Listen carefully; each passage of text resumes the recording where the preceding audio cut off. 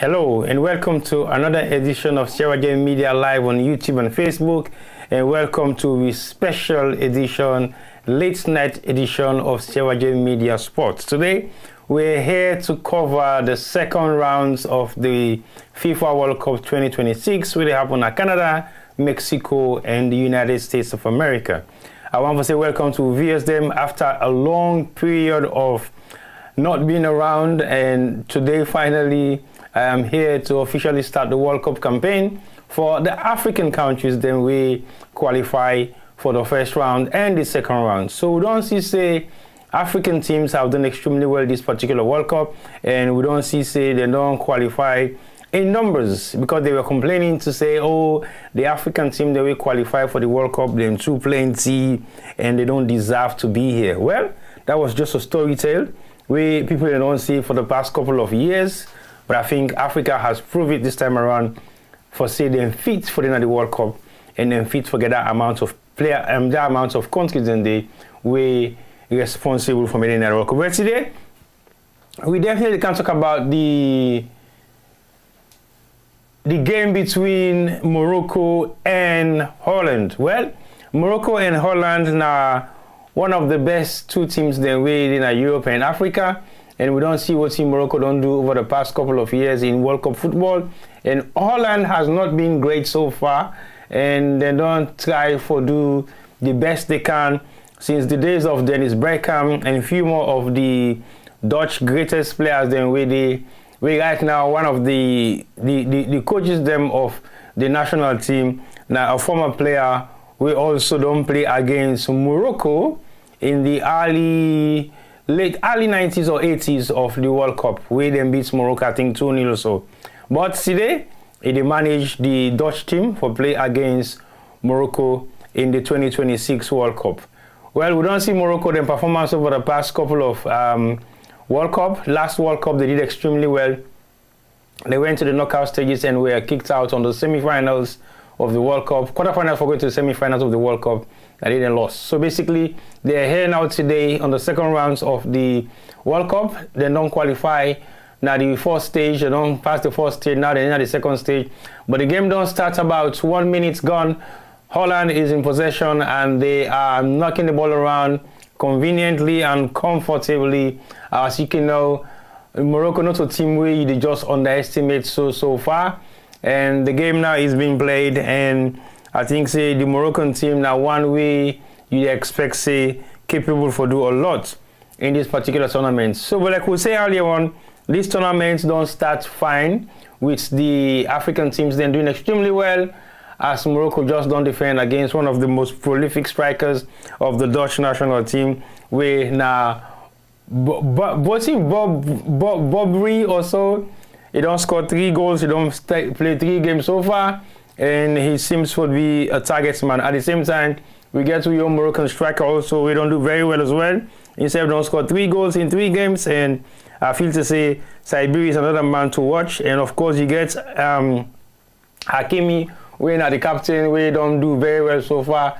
Is a wing back that overlaps and creates serious tension for the opposition side. So now we get a corner against Morocco. So Morocco to defend this corner right now, and it has been a very interesting tournament so far for the African countries them in this particular tournament. So the corner is going to be taken right now by the Dutch national team. The corner comes in, right drive into the 18-yard box and headed out again by the Moroccan defender. Holland is still in possession. He's gone out for a throw in favor of the Dutch. Well, the Dutch, they call them the Netherlands, but they call them Holland, and they are the Dutch. And they've got so much good record in world football, especially over the past decades when we have the likes of Beckham, Overmars, and name a few. So now they've got ball into Moroccan half. Morocco midfielder, 18-year-old, is defending very well, and Morocco has just gained a free kick in their favor. Like I said, this is going to be a very challenging match for both sides, and as you can tell, Morocco has been a side that you should not underestimate at all in this tournament, and they have proven why they should not be underestimated. So far so good. They've performed very well. They've done so many so many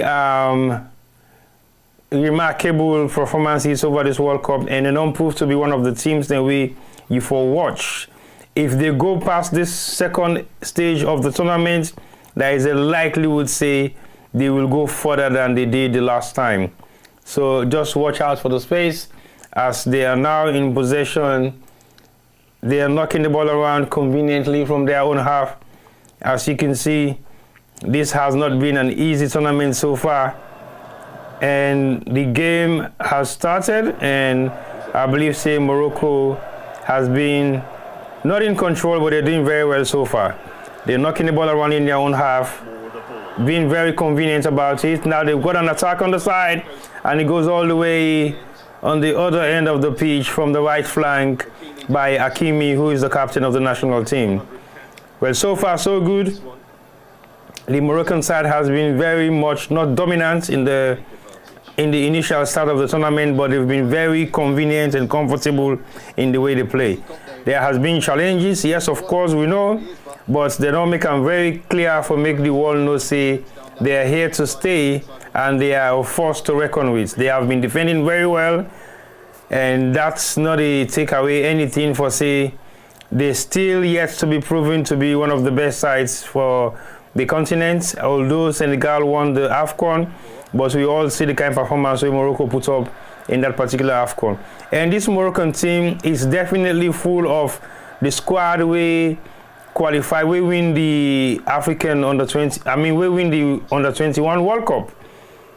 So basically, this team, not a team we just get old players. They've got a couple of young players there. It's an average age between 25 and this team what's right now, because the oldest player, I think, is not even up to 40 yet. And the sideway, they do very well so far. Now the young players, the way the Moroccan coach bring come in. I think the Moroccan coach also is the same coach that actually took them to the final of the Youth World Cup where they win them, and they don't do very well so far. And again, a midfielder, Miastro, we don't prove to be one of the best midfielders in this tournament. He's not just young, he's 18, 2019, but he has been very much prolific in this particular tournament. He defends well, he attacks well, he disrupts the game well. Oh, that's a foul, referee. No, not giving. Wow, this game is going to be a very physical match. And as you can see in the beginning, in the first 5-6 minutes, Moroccan has been defending very well, and the game has got so much tension. Oh, a couple of physical challenges has been involved in this particular match, and we have to be very mindful. Otherwise, this game will get a couple of yellow cards and red cards, and we don't want that to happen in this initial stage of the tournament. So as you can see, there has been very physical challenges from both sides.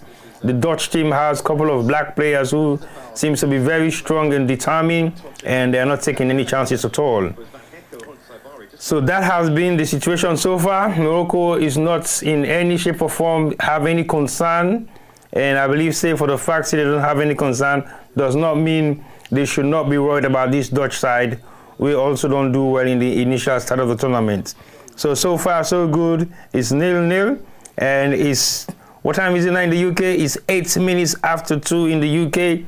I know say beaucoup people go there asleep right now, but again, we take not as an opportunity to start the tournament, but we realize, say, we haven't covered this World Cup so far, so we take with time now for cover the rest of the African teams, then we still the World Cup. Unfortunately, we don't lost 2.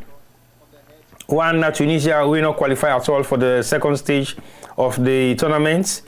And wow, like I said, this game is going to be very physical. It's going to be very physical.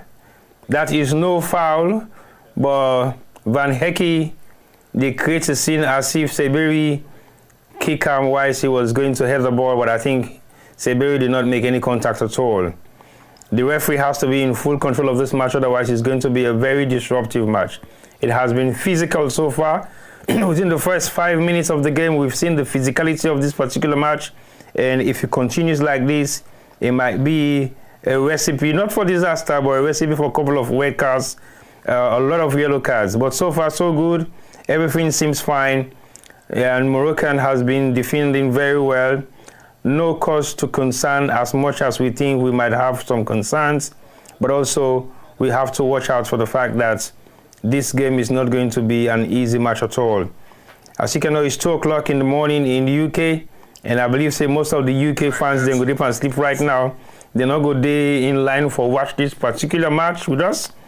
But still they continue to do the broadcast because I think it's very important for us to continue with the broadcast and make sure so we cover the matches of the African teams then with all left in the tournaments. Like I said, they're doing very well. They're not performing bad at all, and they have proven to be a force to reckon with, especially at this particular point in time where they expect, say, some of the African countries should have been going home now, and that has been a different story. So far, we get 7 more we day, and out of that 7 day we day, right now we get Morocco with a play against Netherlands, we get Ivory Coast, we get for play against Norway, England of course they play against DR Congo. Morocco is on the attack right now. We got, oh, that's a foul against Iberia, and the foul goes in favor of the Dutch. So far so good. Infantino is on the grounds watching Morocco knocking hands with Holland. I understand a couple of days ago they said he was the fastest man traveling around because he goes from one stadium to the next in no time. I don't know how he's doing that, but he definitely might have a private jet that is flying him from one state to the next. Although the countries are not too far from each other, but I believe say America is a very big place. And for that reason, it would take a minimum of a couple of hours to fly from one end of the country to the other.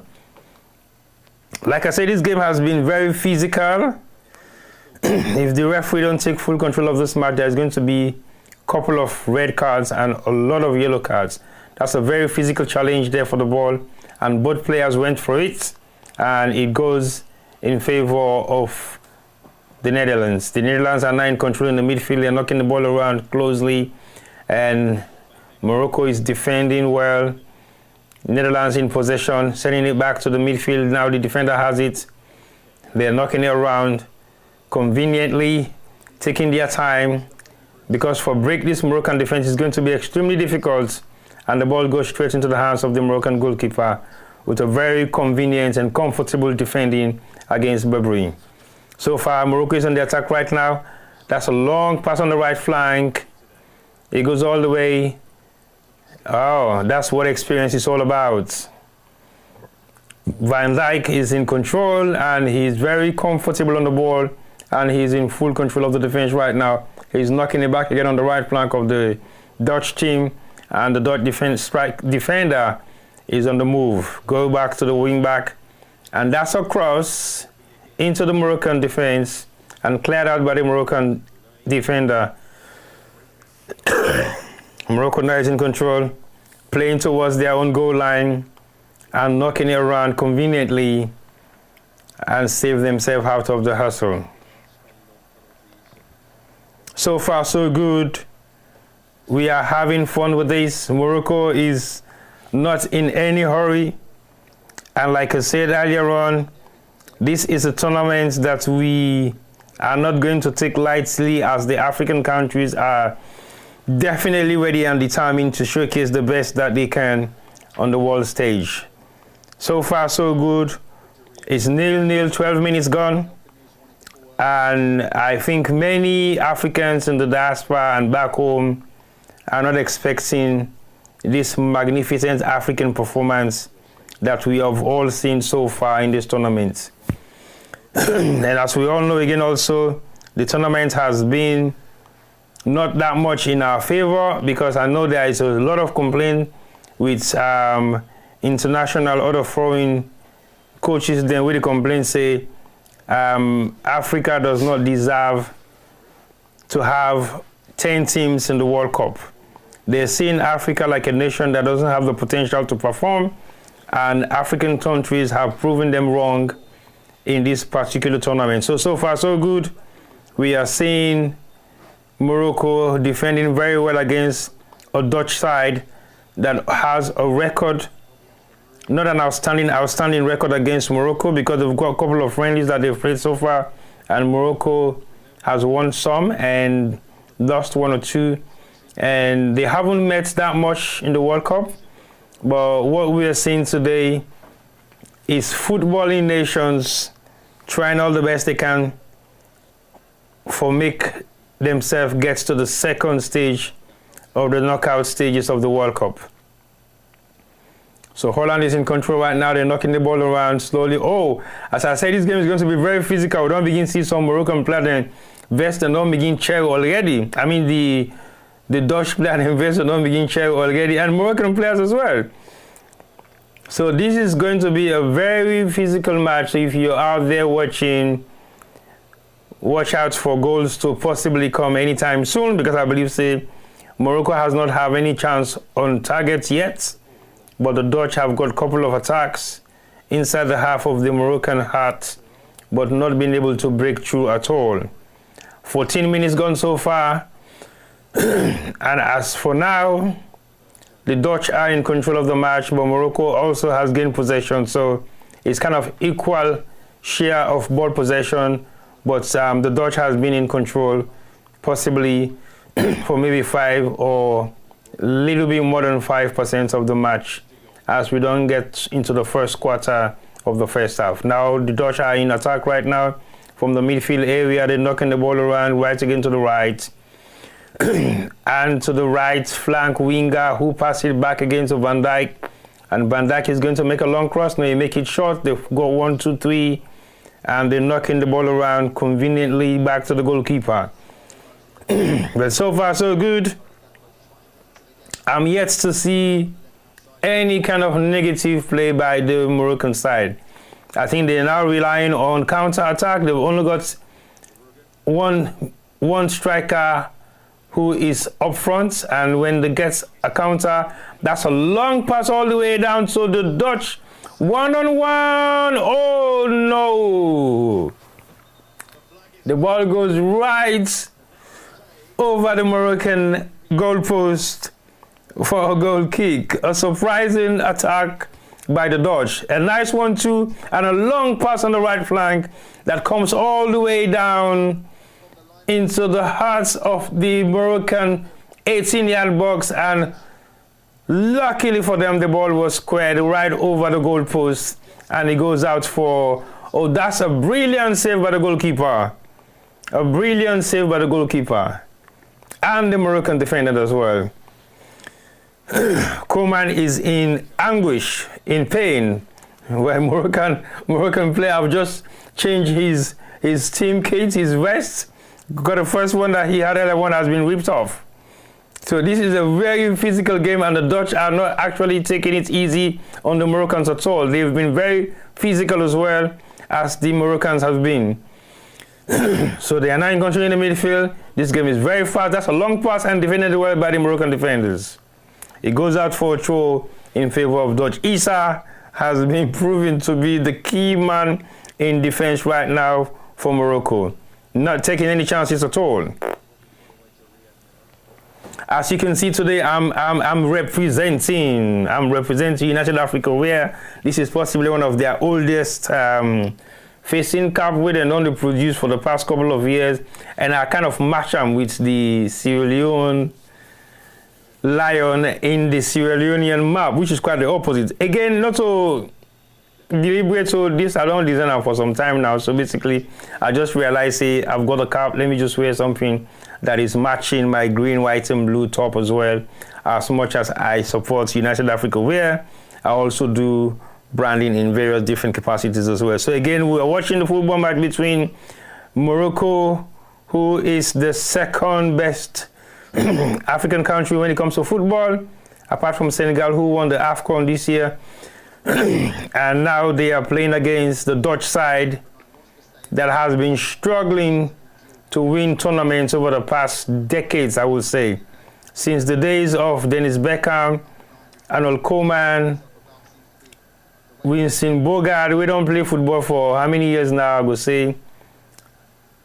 Van Persie and the rest. The Dutch national side have not been performing well in major tournaments over the past couple of years. They qualified, sometimes they don't, and they've struggled to actually win any major tournaments since the lights of the great names that I've mentioned earlier on. So far so good. This is my first tournament. This is my first appearance coming back from Hajj this year.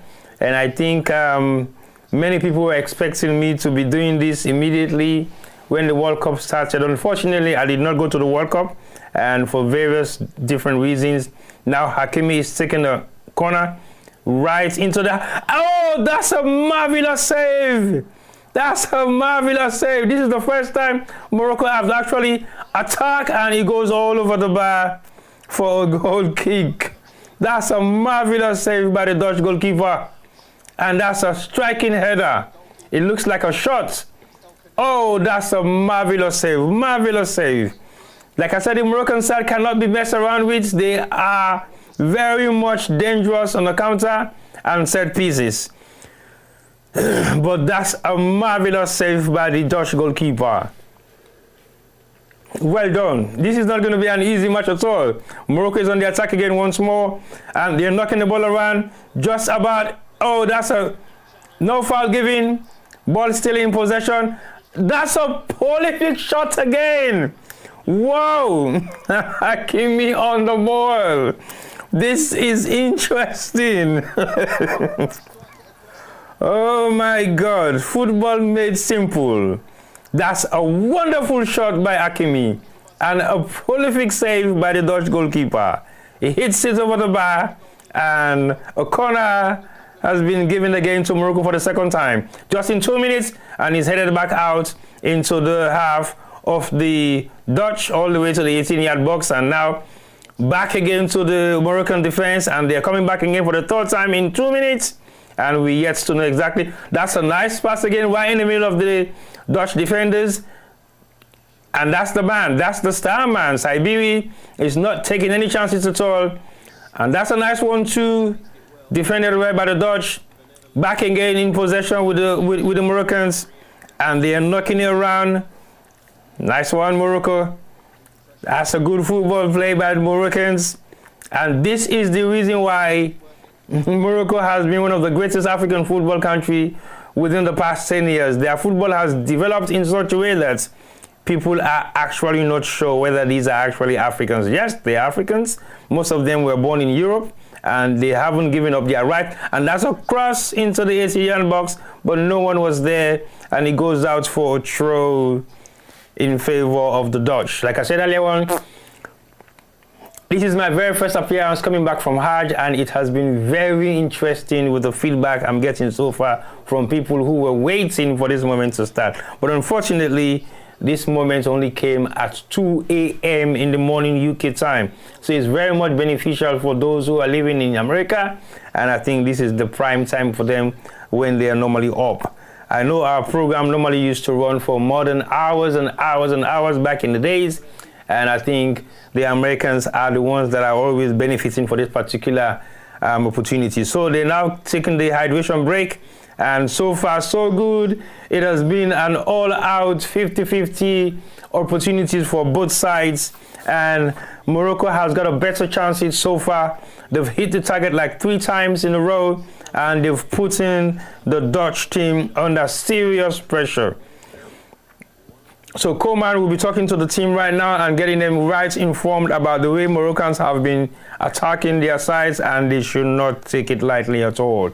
So far so good. We are still waiting for the Ivory Coast Norway match to take place tomorrow, and I think that is going to be another very interesting match as Morocco is heading on right now with the Dutch. This game is going to be physical, and can you imagine these two players have been rattling each other like teeth and tongue? No joke.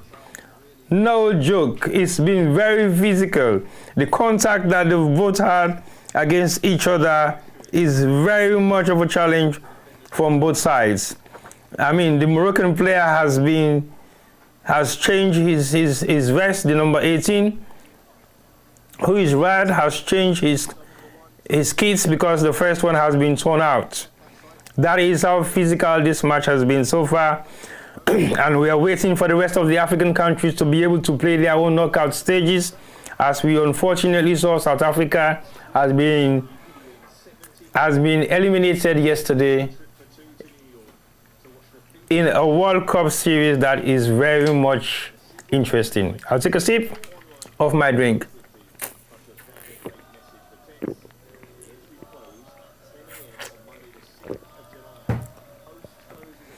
So far, so good. It's just about getting into 24 minutes after 2 UK time. Like I said earlier on, we're waiting for the Ivory Coast Norway match. Of course, England is going to be knocking heads with DR Congo.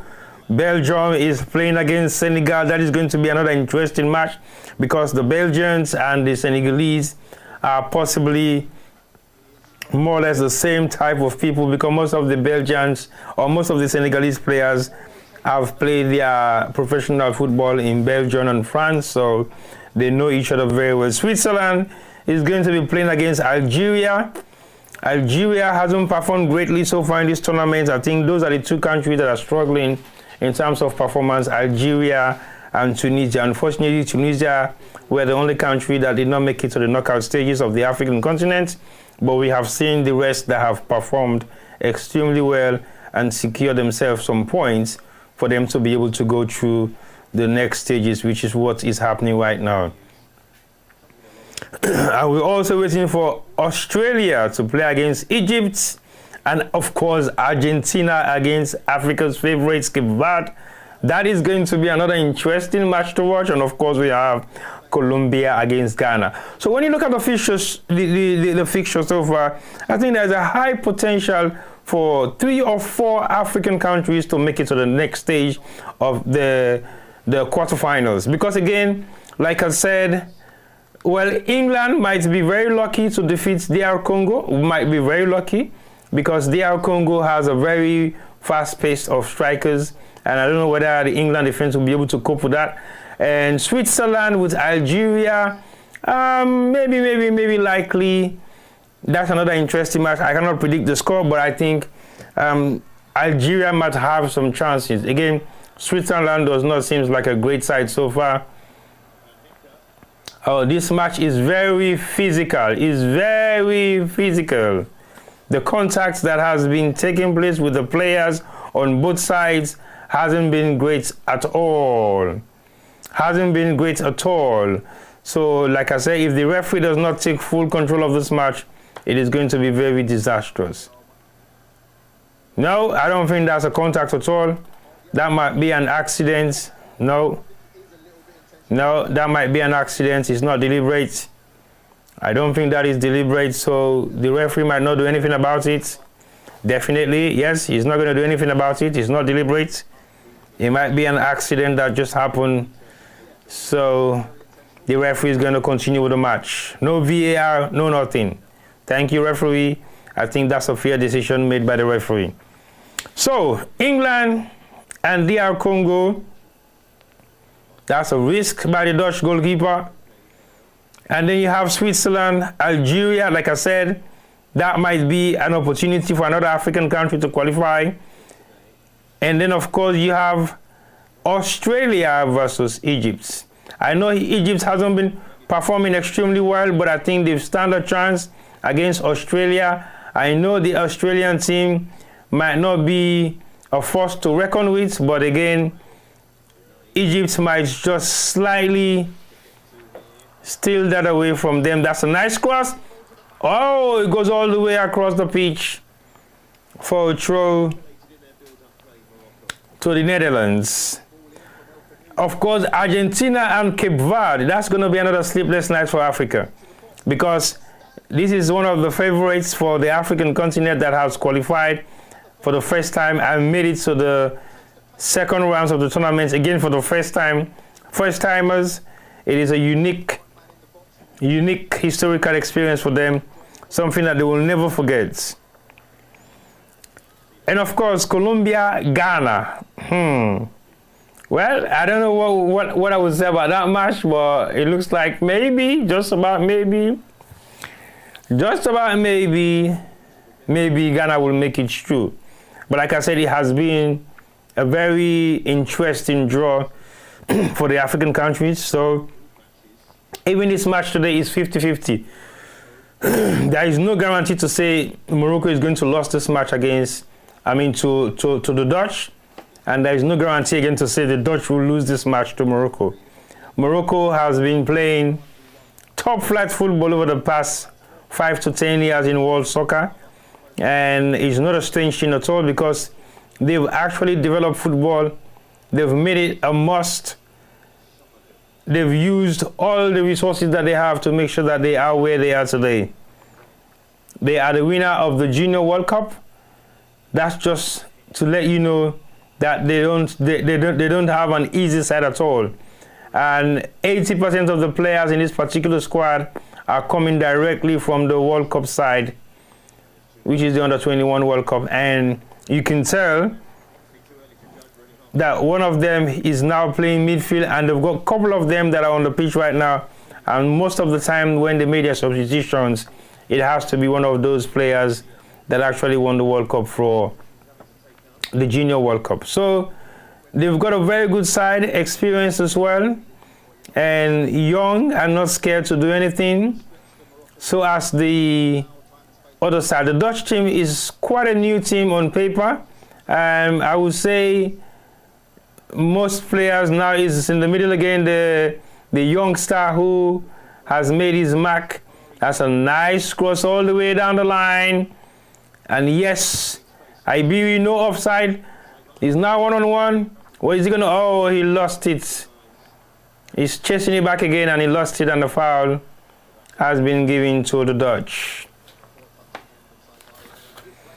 So this tournament is going to be classed as one of the best for the African continent.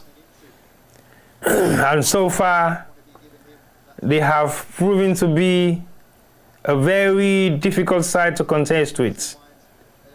They're physical, they're skillful, and some areas they lack some element of experience with some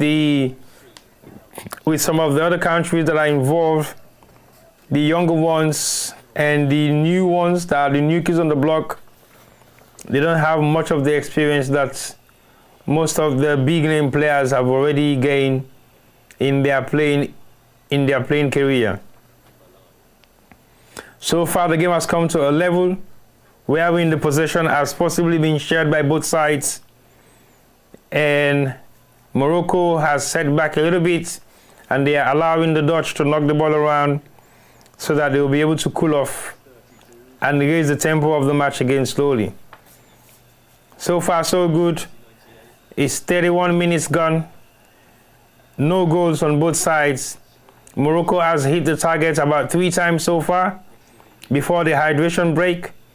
And now they are leveling on ball possession against one of Europe's best, the Dutch, that have flair, style, and strength in European football. As we all know, saloon football na drama at the camp and they just know we'll go have time, because I believe many people haven't heard me commented on the drama that has been happening around Sierra Leone football over the past couple of months, and we possibly likely going to talk about it a little bit tonight, just a little bit, because I don't have plenty info in regards to that, but I think what I have so far I can share. And I will let people know what my opinion is on certain decisions that have been made by the SLFA, including the government of Sierra Leone and NSA, which is the NSA? Yes, National Sport Authority. They've changed directors. And I have a question about the selection of the directors that the NSA is using at this particular point in time over the past couple of months. Is there any specific reason why they are going for those specific individuals? But I will come back to that soon. Let me go back to the game, as Morocco is now defending well. They've got the ball in their half. They've just crossed over to the Dutch half, and they're knocking it around. That's a long pass. It's a wishful pass, and nobody was there to contact the ball, and it goes straight into the hands of the Dutch goalkeeper, and throws it back on the pitch for Van Dijk and the rest of the defenders to start the build-up from the back. Like I said, the tempo has dropped a little bit. not both sides does not seems to be in any hurry right now. They are taking their time as they're knocking the ball around conveniently so that they will be able to create space and create more opportunities for each other. As we all know, I'm back here today for the first time. Oh, that's a pass into the... Oh, defended very well by the Moroccans. And it goes out for a throw in favor by Hakimi. Hakimi has been very active so far. He's running around left, right, and center from one end of the pitch to the other. And the referee asked for the throw to be taken again. As they are having their own form of dehydration break, I'm also having mine. But mine is very big, you know.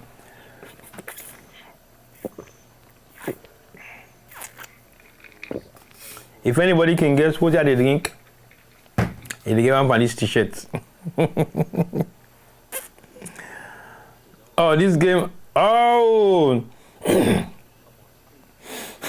Are they claiming for a penalty? No, not VAR. Please take it away. VAR is not going to do any justice in this particular match. We want to have a free and fair football match that will not have any kind of controversy of VAR.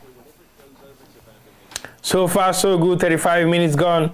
10 more minutes to play for in this first half of this historical encounter between one of Africa's greatest football side, Morocco, who became the runner-up for the African Nations Cup with a lot of controversy surrounding it.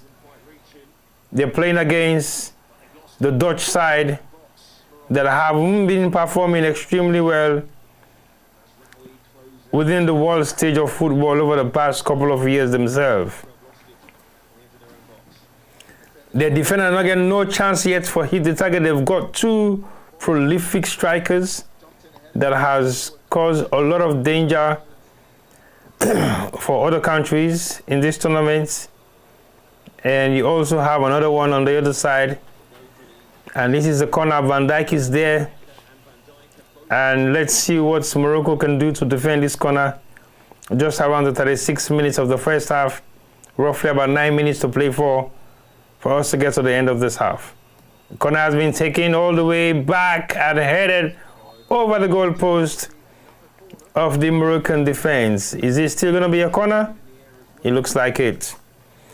Yes, it is another corner again. Twice in a row within the last minute or so.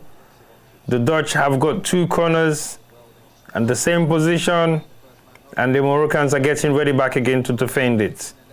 You still have Van Dijk there. The corner is about to be taken. And he goes all the way again, headed out back by the Moroccan defense into the Dutch feet, and they're still holding on to it. Whilst they're building the attack, this is too much chances for the Dutch player to be dilly-dallying with the ball, and it goes all the way from the 18-yard box to the Dutch goalkeeper. Oh, there's a Dutch player with blood running over his head. Oh, this is serious. This is serious. He has to be taken out. He has to be taken out. This match is very physical. I don't know how that happened. It might be a clash of head or clash somewhere, but it is not looking good at all. It is not looking good at all. It looks like a cut. I don't know whether it's a deep one. I think it's from this header. Oh, yeah, maybe. Just about when they get is the header that comes down, and it might be a knock on the head by one of the Moroccan players' boots, maybe. Is it Mazorau? Maybe. Not too sure yet how that happened. It looks like an accident. It doesn't look like a deliberate hit. I hope he recovers quickly, because he's now being treated on the pitch. The physicalness of this game is very scary. Unfortunately, we still haven't received any yellow card from both sides, and the referee has taken control of the match so far, and he's not allowing the game to be dragged to be a violent encounter by both sides. He has controlled the match very closely, and now the Moroccan side are looking at some video clips wherein they might possibly want to make certain decisions about what is happening right now on the pitch. So far, so good. It's 0-0. 39 minutes gone, 6 more minutes to go to end the first half of this particular historical encounter by these two great nations. And we are about to see maybe a change. Coleman is talking to his players on the bench, and we might likely see a change. The game has been put on hold for almost 3 minutes, and we're possibly going to have more than 5 minutes additional time to this particular match. The referee has done well so far, and the ball is going to be given to the Dutch, and they'll just get the game going again once more. Now the Dutch are in control. Morocco is now in control of the ball again once more. That's a nice pass, cleared out by Van Dijk, and it goes out for a throw in favor of the Moroccans. During halftime, we'll talk a little bit about Sierra Leone football, just a little.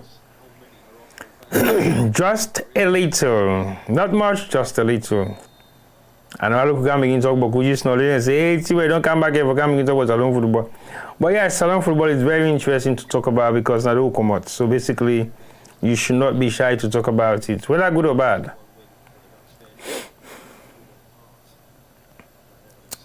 So I just came back from Hajj, and this is my first football encounter, my first commentary since the World Cup started, and I did not go to the World Cup. I did not even apply for accreditation because I knew I wasn't going to be around. So it's not by mistake, it's deliberate, but hopefully I will resume my football duty for the next African Cup of Nations that is taking place in Kenya and Tanzania. I'm looking forward to that, and that is where I'm going to start again and resume my international duties of football coverage in the continent, and then hopefully I will go to the next World Cup. Let's see what happens here first. Morocco is now in control as we are approaching the end of the first half. They are knocking the ball around conveniently with 1-2 touches. And that's a throw in favor of the Dutch. 3 more minutes official time remaining. We might have maybe 5 minutes or 6 minutes extra time added because there has been some couple of delays so far. We've seen the likes of few countries that have already been knocked out. We'll talk about that during the halftime break. And we'll talk about what's in the... Oh, that's a nice pass. And defended well by Morocco. Cleared out from the 18-yard box. And it goes back into the... Oh, that's another good defense by the Moroccans. Still defending. Oh, this game physical. Oh. If they're not fighting at this game, Bass God no man, I ain't going to stop that. But so far, so good. That's a hit again. He goes over the bar. That's a brilliant attempt by the Dutch midfielder. And that's a clear strike. And he goes all the way and drive up towards the goal post. And the keeper, I think, made a brilliant save to that. Yes, it is. So they've now got a corner, and the corner is going to be taken by Gakpo, who is the Liverpool player. And the Dutch are now ready to attack, and the Moroccans are preparing another defense for the 5th or 6th time in this match so far. They're pushing and shoving right in front of the goalkeeper. I don't even know what is happening with this match. This is very interesting. It's more like rugby than football. I don't know whether it is part of the deal for all this shoving and pushing that is happening in this particular match. And the corner has been taken, headed back out again, and it goes out for goal kick in favor of Morocco. Is it a foul? That's a punch by the goalkeeper. That's a brilliant punch, and it was pushed at the end. So the referee gave him a foul. So the foul goes in favor of the Moroccans. So far, so good. It's just about a few seconds for the official 45 minutes of the first half to end. And we have seen a terrific amount of football that has been played so far by both nations. They've defended well. Morocco has got a couple of direct chances. Just like I said, 6 minutes extra time has been added to this, I think. Yes, it is. 6 minutes extra time, just like I predicted, has been added to the first half. So 6 more minutes of extra time to play. And Holland is now in control of the ball again from the midfield, trying to attack on the Moroccan side. And the Moroccans have been defending very well. They knock it back to the right. That's another long pass on the flank. Defended well by the Moroccans. And now they are on attack. 1-on-1. They've lost it again. And cleared out by the Dutch defense. Interesting match. The match is very interesting, and what team would they see so far? Now, two great nations, and we get good records within the World Cup football stage. And of course, the Dutch have more records than Morocco, and Morocco has developed over the past 10 years to find themselves where they are today right now. It's not by chance. They have actually spent enough money in creating the awareness of football in their country and encouraging players of Moroccan descent that are born in different countries to come and represent their country. Like almost likely all the players on the pitch right now were born in Europe. Some were born in Spain, some were born in France, and maybe one or two of them are born in Morocco, but I think majority of the players on the pitch right now are of foreign, well, they get foreign birthplace. So the game they still play, Morocco in the attack right now from the right flank. Hakimi is coming in and lost it. Wow. Morocco is in control again once more. That's a nice pass. Oh, that should be. Iberia lost it slightly. He was on the run already, making that danger move. That was a nice pass. It was unfortunate to get the ball on his feet, and he lost it slightly, and he goes out for a goal kick in favor of the Dutch. And that's a long one by the goalkeeper all the way past the 18-yard box, straight into the Moroccan half, headed back out again by the Moroccans. And the Dutch are in control. They're knocking it back again to the right and left flank. Now they are on the attack. The Dutch player lost it again to the Moroccans. Now 3 of 3. Oh, that's a foul, definitely. Referee didn't give it. That's a strike. Oh my God. This game is interesting. Not on target, but it was a direct shot from the Moroccan wingback. The referee has been allowing starting amounts of play. Like this is one of them, twice in a row. And that's a prolific strike that goes all the way. Oh, that's not a foul. That's not a foul. So that was a right decision by the referee, and the ball rise over the bar just about an inch.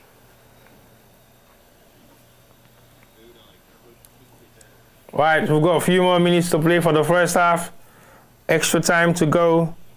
And that's a long pass again right down to the half of the Moroccans, headed back out again to the midfield area. Morocco is in control right now. They're knocking the ball around, relaxed but tense at the same time.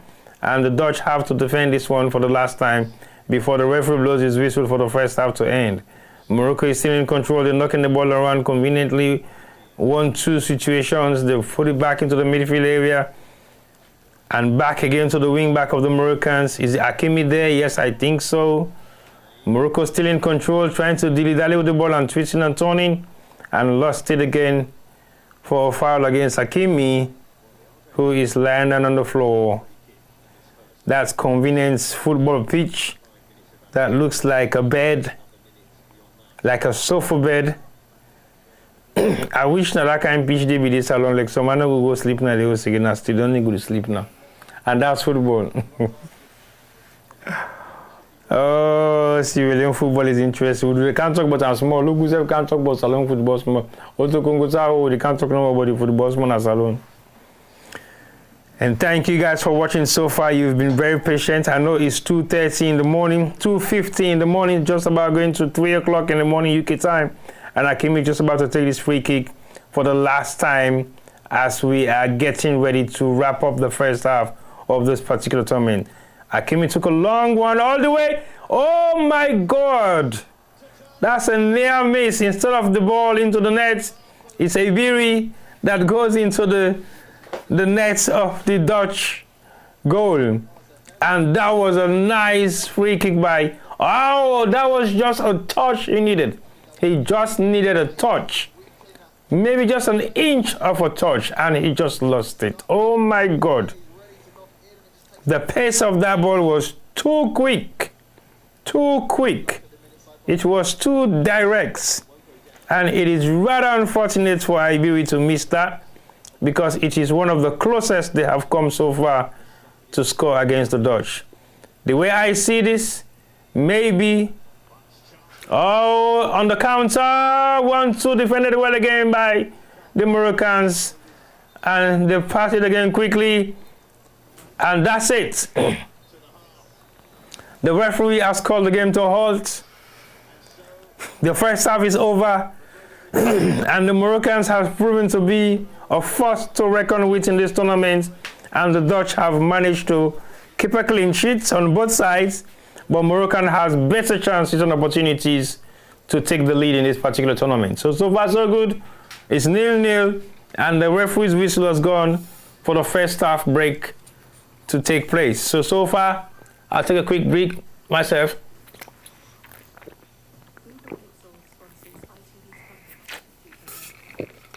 I did drink beaucoup, don't mind me. Because it's it was very hot a couple of days ago. And the weather has calmed down a little bit. It's not that hot anymore like it used to be since I came back, but I think it's much better now. Inside the houses are not extremely hot like they used to be 2 days ago. There were heat waves last week, and the weather has calmed down a little bit, not as bad as it used to be. And we are now enjoying the summer in the UK. And I think I want to say thank you for those that are watching right now. I know it has been a very tight schedule for you guys to be able to stay up and watch this. And for those who are in America, please share the link so that we can have more people watching from the States. I know for sure the States will be up right now because this is prime time for them. Some of them are just coming back from their workplaces, and some of them are possibly taking a break from whatever they are doing. So stay tuned as we are going to talk a little bit about African football and Sierra Leone football at the same time. So we don't see a couple of African countries who already don't go out of the tournaments, and unfortunately we have the likes of Tunisia. We don't go first. They don't make them to the second stages of the tournaments. They've been out, but their performance hasn't been that bad, although I know for say those are the two African countries that qualify for the World Cup that are struggling a little bit.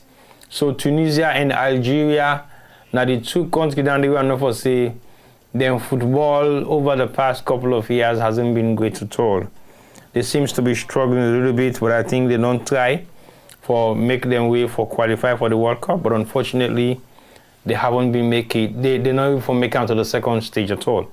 But good luck to them next time, because I believe say they will take this down very well and learn some lessons of what possibly likely they needed to do if they have the opportunity to qualify again next time for the next World Cup. And after that, we see South Africa, we lost to Canada yesterday, and we all see how they lost that particular match day. It was at the 11th hour. They don't try everything possible. They try to do whatever they can, but it was not their time. Although the whole of Africa kind of they against them, but you need to blame Africa, because South Africa getting on drama right now. What they happen inside South Africa when they try for get rid of black Africans that are living in their country, and they call them illegal immigrants. Can you imagine? During the apartheid, you have lots of South Africans that will seek refuge now sovereign African countries. They come all the way to West Africa, in fact, because we have lots of them in Sierra Leone. We have some of them in Guinea, because Guinea opened a sanctuary for them, actually, where Sékou Touré been the host most of their household names South Africans, who we are also part of the apartheid struggle. So it's just a shame for the one that we know nothing but the apartheid. We know nothing but what in South Africa don't go through as a nation 40, 50, 60 years ago. And now all of a sudden then just feels no more South Africa should be for South Africans. But the funny thing is, South Africans have white people, the Dutch or the Indians, who actually bullied and put them into the apartheid situation, and they formed themselves for well over 30 or 40 years. But nothing is happening to them right now. They're living conveniently in South Africa, and then they enjoy the best of South Africa than actually the black South Africans. So why don't you turn your anger to the white South African? I'm not saying do it, but if it comes to the worst, you could have done that, or turn your anger against people who have milked your wealth. We don't abuse you, we don't put you through apartheid, and you guys did nothing about it. And then when they turn our back against, when they turn ourselves against the Africans, then they go for help and create job opportunities back in our country and survive. So it's quite a shame, and we all see how the African continent respond to that during this World Cup. In their first match, they actually supported Mexico instead of supporting South Africa. Even me myself, yes, I did. I did not support South Africa just because of that reason. But also for saying are bad, that the facts say they need to understand that Africa is for Africans. We all see how Europeans, they control how they protect themselves. Then they protect other European countries then, underneath their own umbrella. So why can't we do the same as Africans? Why should we have problems as Africans to travel to other African countries except to get a visa? It should not be like that. In Europe, nobody takes visa to go to other European countries. Very few countries. Maybe in England, nobody don't come under the EU right now. Then they apply for take visa. Even at that stage, it's not like you have to actually apply for a visa. If you are from any other of those countries in Europe, you can still travel to the UK without a visa, I think. The only thing you need for if you want to stay longer, you need to apply for extended visa or go keep you here for maybe 6 months, 1 year or so. So why should Africans not do the same? It's quite a shame that we were not able to do that, and at the same time, we complain say Africans are taking African jobs. What jobs are Africans taking when they go to South Africa? Where most of them they go open their own businesses there and employ South Africans in back work on their business. So they have just not been focused, because again, like I said, if they were working hard, they're doing the best they can, they'll be able to focus and make money and forget about what is happening there with foreigners that are in their country and trying to make a living for themselves. So we don't see South Africa don't come out, unfortunately, and we don't see they lost, and we don't see another game back against the way it happened with two major countries then back again on loss. We see where Germany lost to, wasn't that the team where they lost again to? That check. Uruguay, I think, yes, they lost to them by penalty kickouts, and that penalty, they not to say Germany be one time more, but actually the other country played for it, and they did succeeded in what they played for, and they got it right, and that's just about it. So far so good. Morocco and Netherlands are doing very well at the moment. Both sides are challenging each other, and then they try to see what thing would be the best part of what thing they need for do for make sure say their performance is great. Well, they have tried, and I believe say most of what they don't do is good, but can be better. So Germany lost to Paraguay by penalties. Of course, Brazil beat Japan just by mere chance again at the 11th hour of the extra time. And of course, Canada beat South Africa equally the same kind way at the 11th hour of the second half. So we don't see three great nations, well, not great nations, but three nations that we don't go out well. One of them is one of the greatest, which is Germany, that has won the World Cup a couple of times, more than many European countries. And we don't see Japan. We said they do very well over the past couple of years. They've performed extremely well during international tournaments, especially in the World Cup. And of course, South Africa don't do well so far in the Nations Cup, and don't do well in this World Cup. This is the first time that they're going over to the second round. Even when they host the World Cup in South Africa, they did not make it to the second round. So it is fortunate for them to make it to the second round this time around.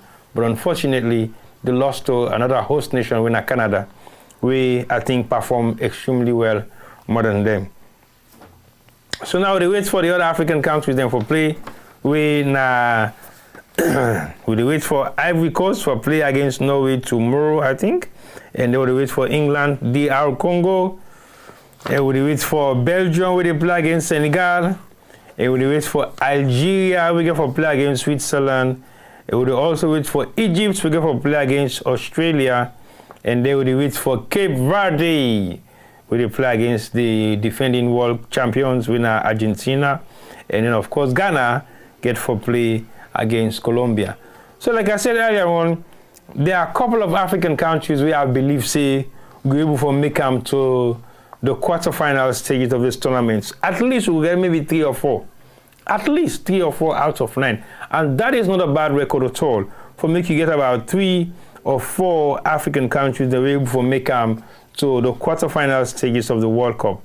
I think that might give us some more opportunity for the teams to be increased, but I doubt it, because then we'll say, there if we give them more team than for Canada World Cup, they will go eliminate all the European countries then we'll take them position in this. So there's a huge chances for we get 3 or 4 teams that will go through for the quarterfinal stages. Something maybe likely, just something maybe likely, we'll get 1 or 2, we will go on the semi-finals, and sometimes maybe likely we'll have an African country that will go to the final of this particular World Cup.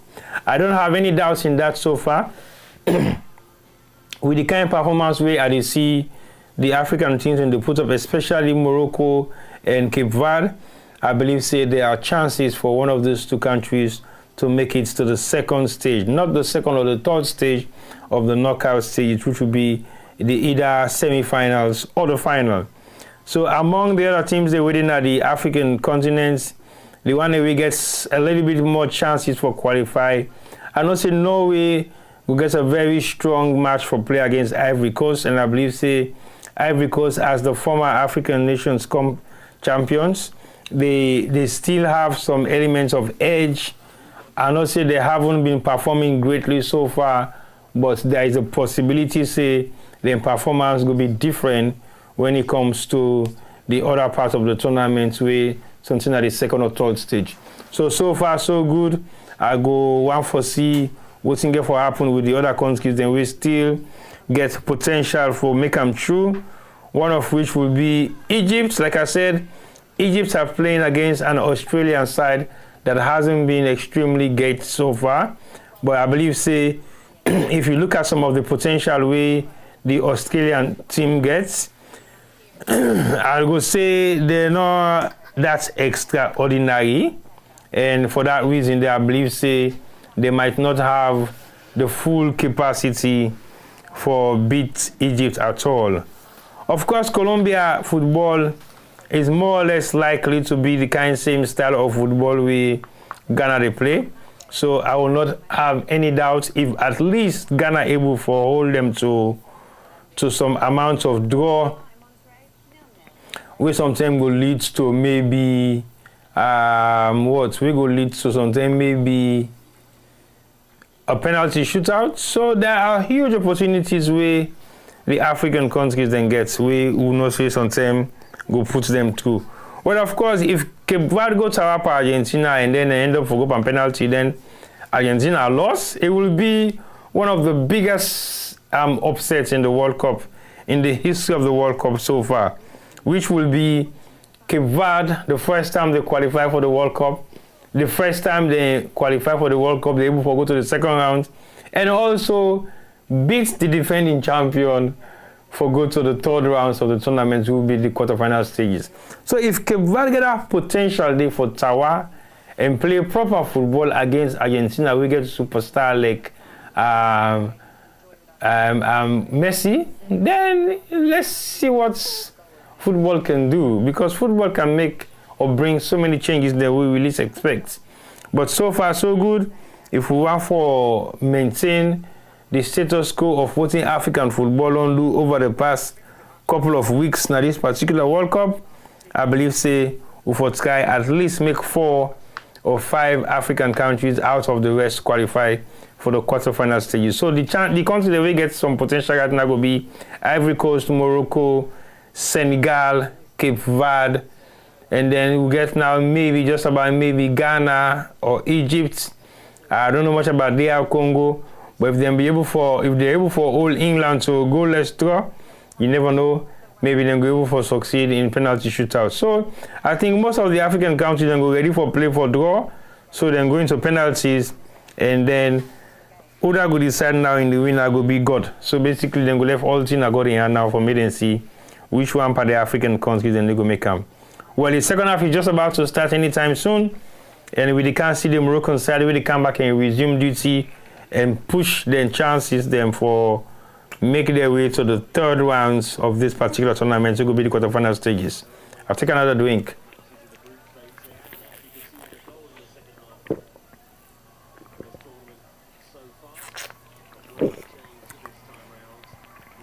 So like I said earlier on, if anybody knows how they drink, and again this t-shirt,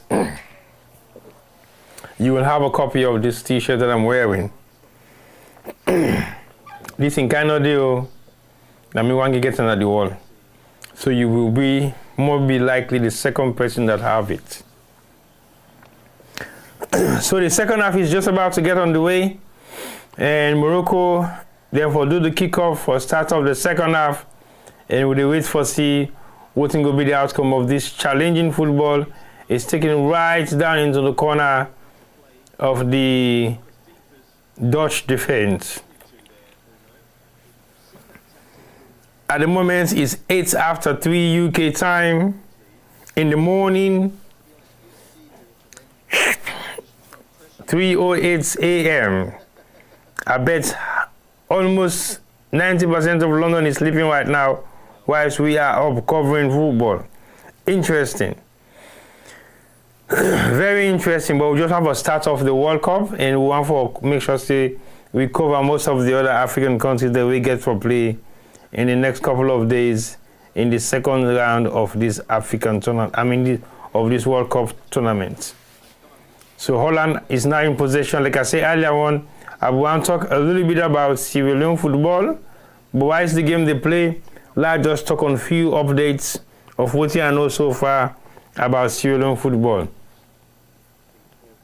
The champions of the Sierra Leone Football Premier League, Nabo Rangers. I'm not really surprised, because again, football itself, we say you are getting money now, you win tournaments nowadays, now you win league in a country nowadays. So I'm not really surprised for the fact say Bo Rangers get Babadi, when are the current chairman for SLFA or president for SLFA. which I think is a huge conflict of interest because I believe, say, when you own a football club and you become the FA of that footballing country, you will have some elements of conflict of interest because you go on for focus on your team more in terms of national team selection, also in terms of other facilities the way the country forgets where you go direct to young clubs specifically because you own a football club. So I think the criteria for become the SLFA president means you for own a football club, which will mean you should be a stakeholder. I think that does not possibly fit the criteria for what you need to look at, say, what you need for get for make you become a contender for the SLFA presidency.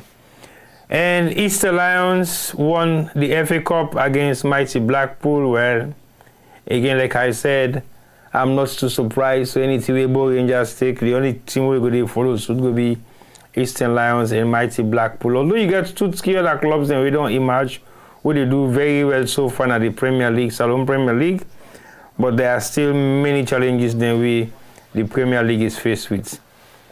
And then Morocco is now on the attack. Nice 1-2. That's a big miss kick by Boadi. That's the Moroccan teenage midfield maestro. So far, so good. Has a good try, but he goes too far away from the goal post of the Dutch defense. I mean, of the Dutch goal. Salon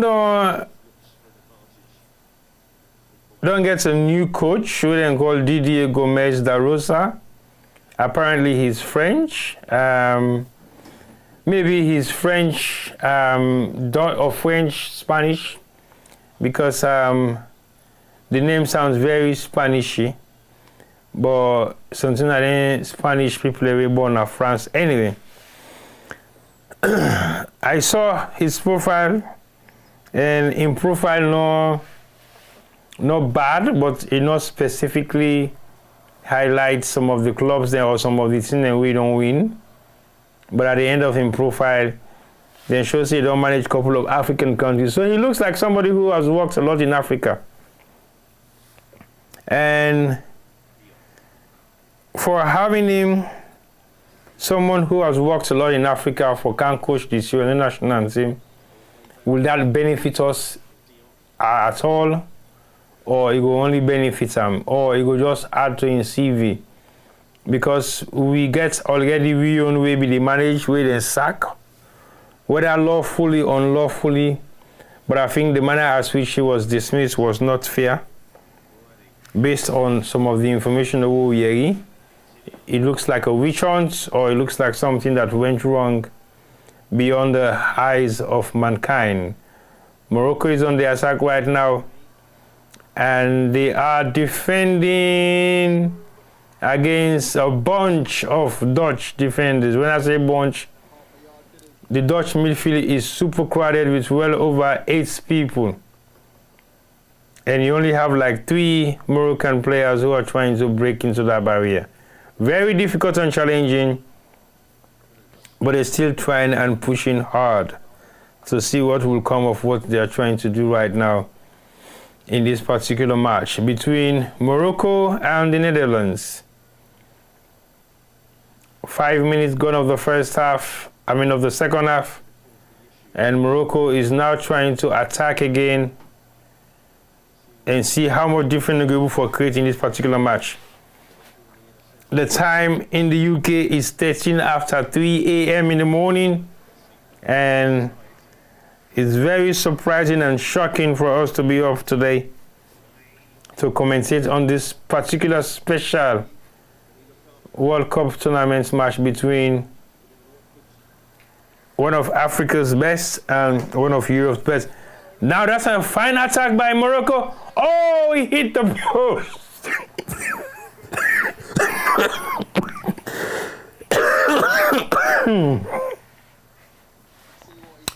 I think enough for scream. It looked like enough for scream. because this is a very good chance by Hakimi. And he hits the post. He goes right across the other side. And that is the second time in the match so far where Morocco don't hit the target. And he goes off the post for a goal kick. Wow. An interesting match, like I said earlier on. So Morocco has had 6 attempts on goal and 2 on target, whilst the Netherlands have got 4 attacks on goal and 1 on target. Well, I don't know which one on target, but I think Morocco don't get more than 6 attacks on goal. I don't know how the computer they measure that.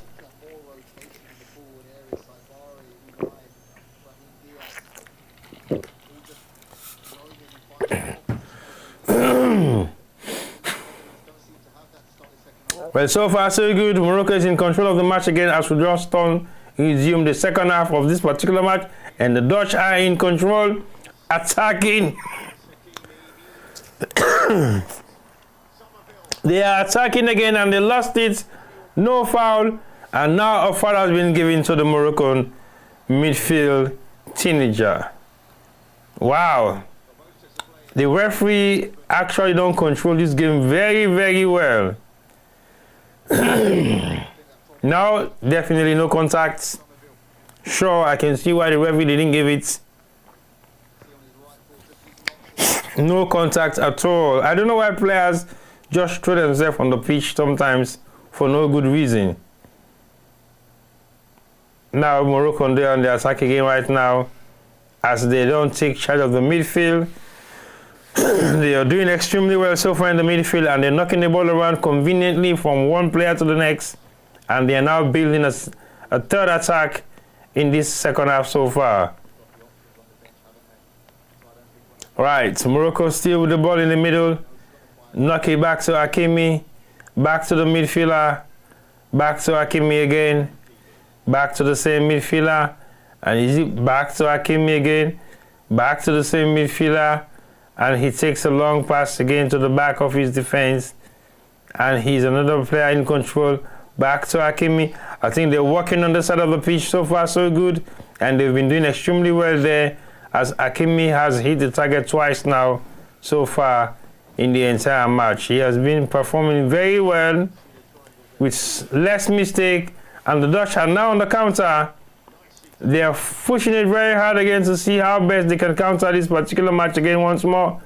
It's a one-on-one.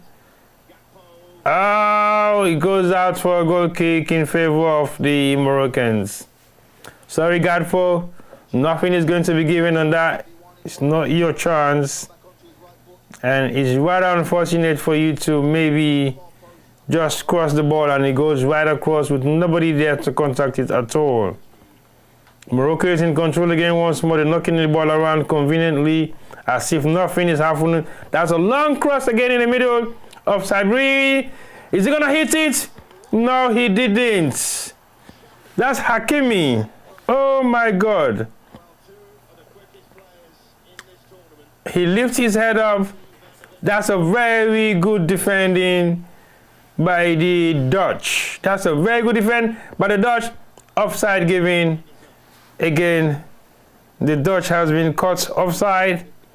The linesman raised his flag for Bobby not to hit the target at all so far in this match. Means the Moroccan defense has been defending very well.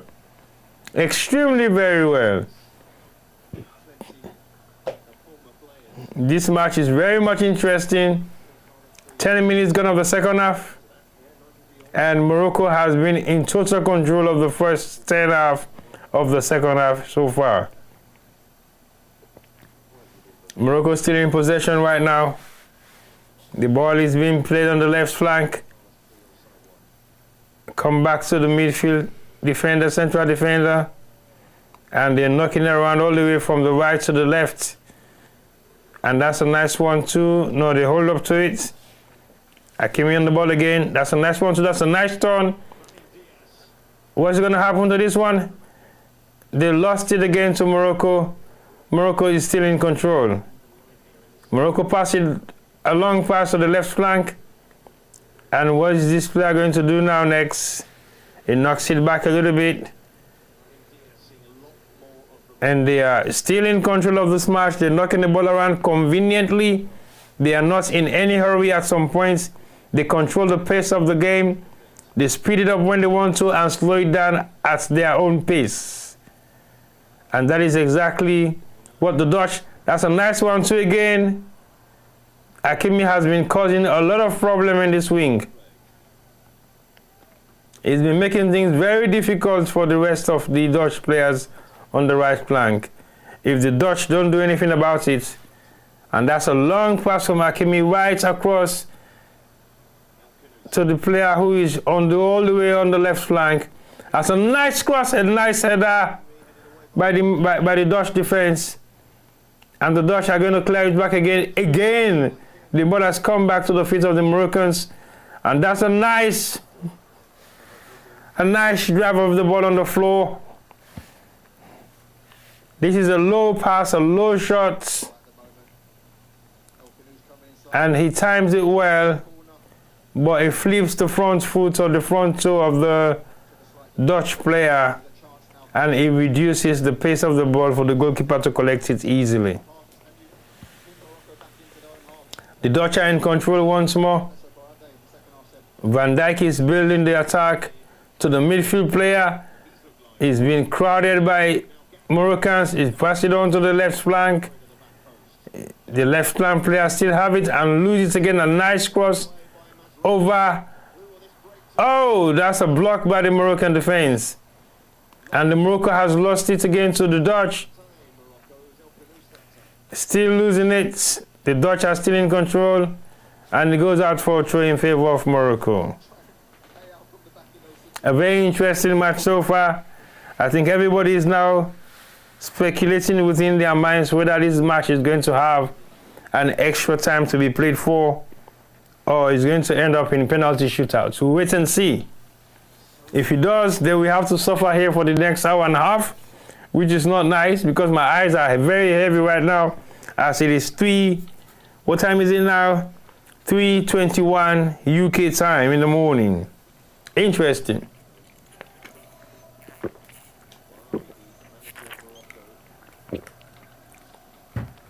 And I want to extend my thanks and appreciation to those who are watching right now. I know it's 3:30 in the morning, almost UK time, 3:22. And thank you guys for watching as I am talking about football this morning. And we are watching Morocco knocking heads with one of the best countries in European football, the Dutch Maestros of the Netherlands. But Morocco has dominated this second half so far. They've been in full control of the match. They're dictating the pace of the match as well. And they're determining when to move, when to stay, and when to accelerate. So far, so good. They have been in full control of the second half. I would say 60% of the match has been played in their own control. And the Dutch may have collected maybe 40% of the Dutch of the statistics of the ball control in this match, in this particular match. Morocco is on the attack again once more. The guy on the flank is now coming into the box of the Dutch. What is he gonna do with it? He hits it, and he hits one of the Dutch players, and he goes out for a corner in favor of the Moroccans.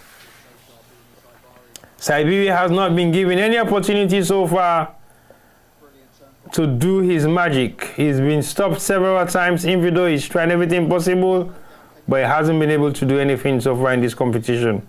In this particular match, he has already scored 3 goals in 3 games, and he's looking forward to definitely score some more goals today if he can, or maybe just register 1 goal against one of Europeans' best.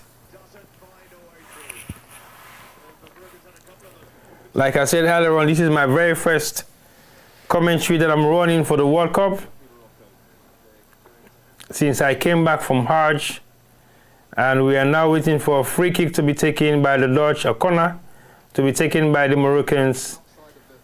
Just about 61 minutes gone of the match so far, and we have not yet got a goal from no sides. And that's another corner that goes out again for the Moroccans. A ball well defended by the Dutch. And the Moroccans have got another second corner, which has been the same situation over the past couple of minutes when the Dutch have consistent corner for about 3 to 5 minutes. And that's the third corner so far in a minute. And the Dutch are defending this one very well. And they are not taking any chances at all. Hakimi wants to play shots, but the referee seems to be stopping him to do so. So he's going to take it now direct from the corner into the 18-yard box or the 6-yard box of the Dutch defense. Corner has been taken and he drives it all the way around. And it's not a good one at all. It goes over the bar. And the Dutch are going to have a kick in their favor.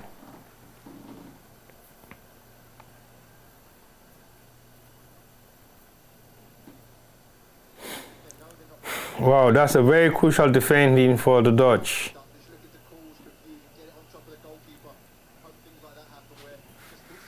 Right, so far so good. It's 62 minutes gone of the second half. And the Dutch are still haven't opened the scoreline yet. Now that the Moroccans have opened the scoreline, it's still 0-0. I hope they don't go to extra time because it will just kill everything down. But if they do, that's football, and they will likely end up in penalties.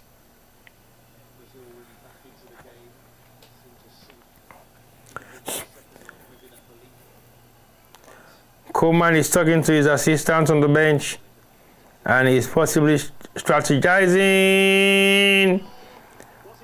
No foul being given. That's a very good defending for the Moroccans, and they have not been giving the Dutch any chances whatsoever on this particular match. They are not playing for a draw at all.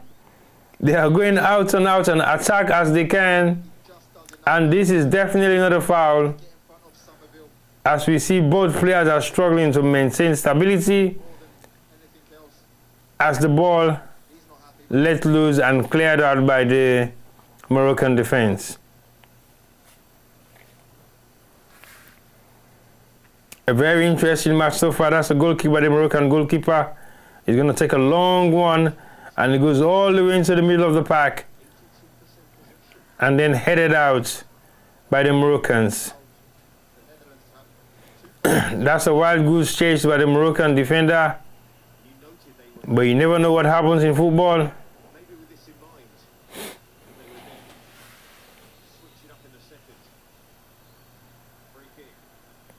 That's a foul by the referee.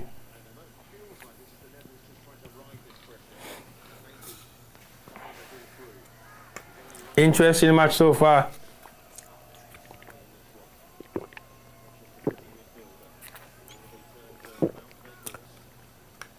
The Dutch are about to make some changes.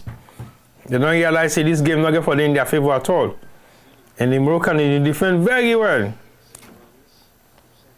They're not even scared of anything so far. They're just focusing on defending the match against one of Europeans' best team, the Netherlands. So far, so good. Morocco has got better chances of scoring goals, but they haven't been able to break through the Dutch defense at all. And likewise, the Dutch haven't been able to break into the Moroccan defense at all. So it's still goalless draw. And if it all happens like this until the second half ends, then they are going to play an extra time of 15 minutes each, and then the match will be ended up in penalty shootout. Well, we don't see the first set of penalty shootouts so far by Paraguay. We beat Germany. After Paraguay gets 2 opportunities for win the trophy, for win the match, they failed to do so, so they had to do the sudden death one way. If you miss and this person score, automatically they qualifies. So this is very interesting to watch these two countries playing right now, as it is still goalless draw. Are they also going to play for a draw? Which means they have to go on extra time and take penalties. We don't know yet, so we're still watching the development of this one, and we're yet to see the major changes in the scoreline, which I think will not happen anytime soon, except otherwise. And that's a long kick that goes all the way down to the Dutch goalkeeper, and the Dutch are still in control once more. So like I said earlier on, Salon national team don't get a new coach. We then call Didier Gomez da Rosa, and Didier Gomez da Rosa is apparently a French coach. We don't coach so many African countries them in the past couple of years. We don't take a second break for the hydration, and we'll resume back football soon. Whilst I talk about Salon football and a few more other things in surrounding Salon football. So Didier Gomez da Rosa, they appoint him with some huge elements of controversy between himself, the president of SLFA, the former director of sports, the former director of NSA, and then the former national team coach of the Civilian Football Association, Winner Mohamed Kalon. We all see the issue will happen in that situation, and some of we have been glad to say yes, you can sack somebody, but sack them with some elements of respect, not so with disrespect. And then also then put the job up for applications then to be tendered, and Mohamed Kalon, I think not 110% sure, but I think say he reapply again for the job, but unfortunately he not get him. Before that, then give him to a foreign coach, we then see gets record more than Kalon. But that is yet to be proven, because again we haven't seen much of what you don't do now, but just hear say you say, and some of which not there on paper for sure say these are the teams that we don't manage, and these are the benefits of the team that we don't manage. We don't qualify for play at the UEFA or whichever here. Pardon me. So that confusion they don't do right now. We don't know how the FA deal with that, but they don't move on from that because they don't employ a new person who can take over the national football of Sierra Leone. It's a very good thing and it's a very bad thing. Good thing, if everything works out good for him, then people will praise him. If it doesn't work out within the next 2 games, then they will say, when I'm left for 2 games, then I go change them. So I hope we don't get to that situation we'll go say that. But if we do say that, no problem the one way they say that. So because Salon, then they left us, then go bring street cam. With street cam or TDOs, they expect us for clean them. And that's not going to work, and that's not how things work these days. So we have to be very mindful of how they make their decisions and how they make them.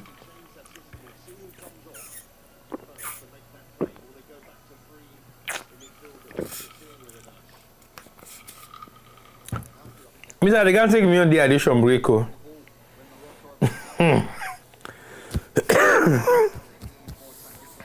Me on break, they call it cough break, not dehydration break, now cough break. Because I get for maybe cough for like a few seconds. So basically, I'm taking a quick cough break, and I go join now shortly.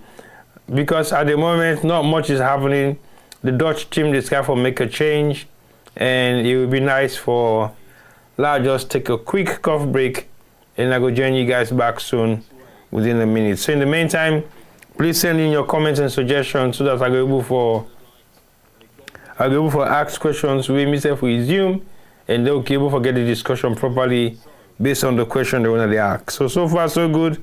I want to say thank you to you guys for watching, and keep watching, keep sending in your comments and suggestions.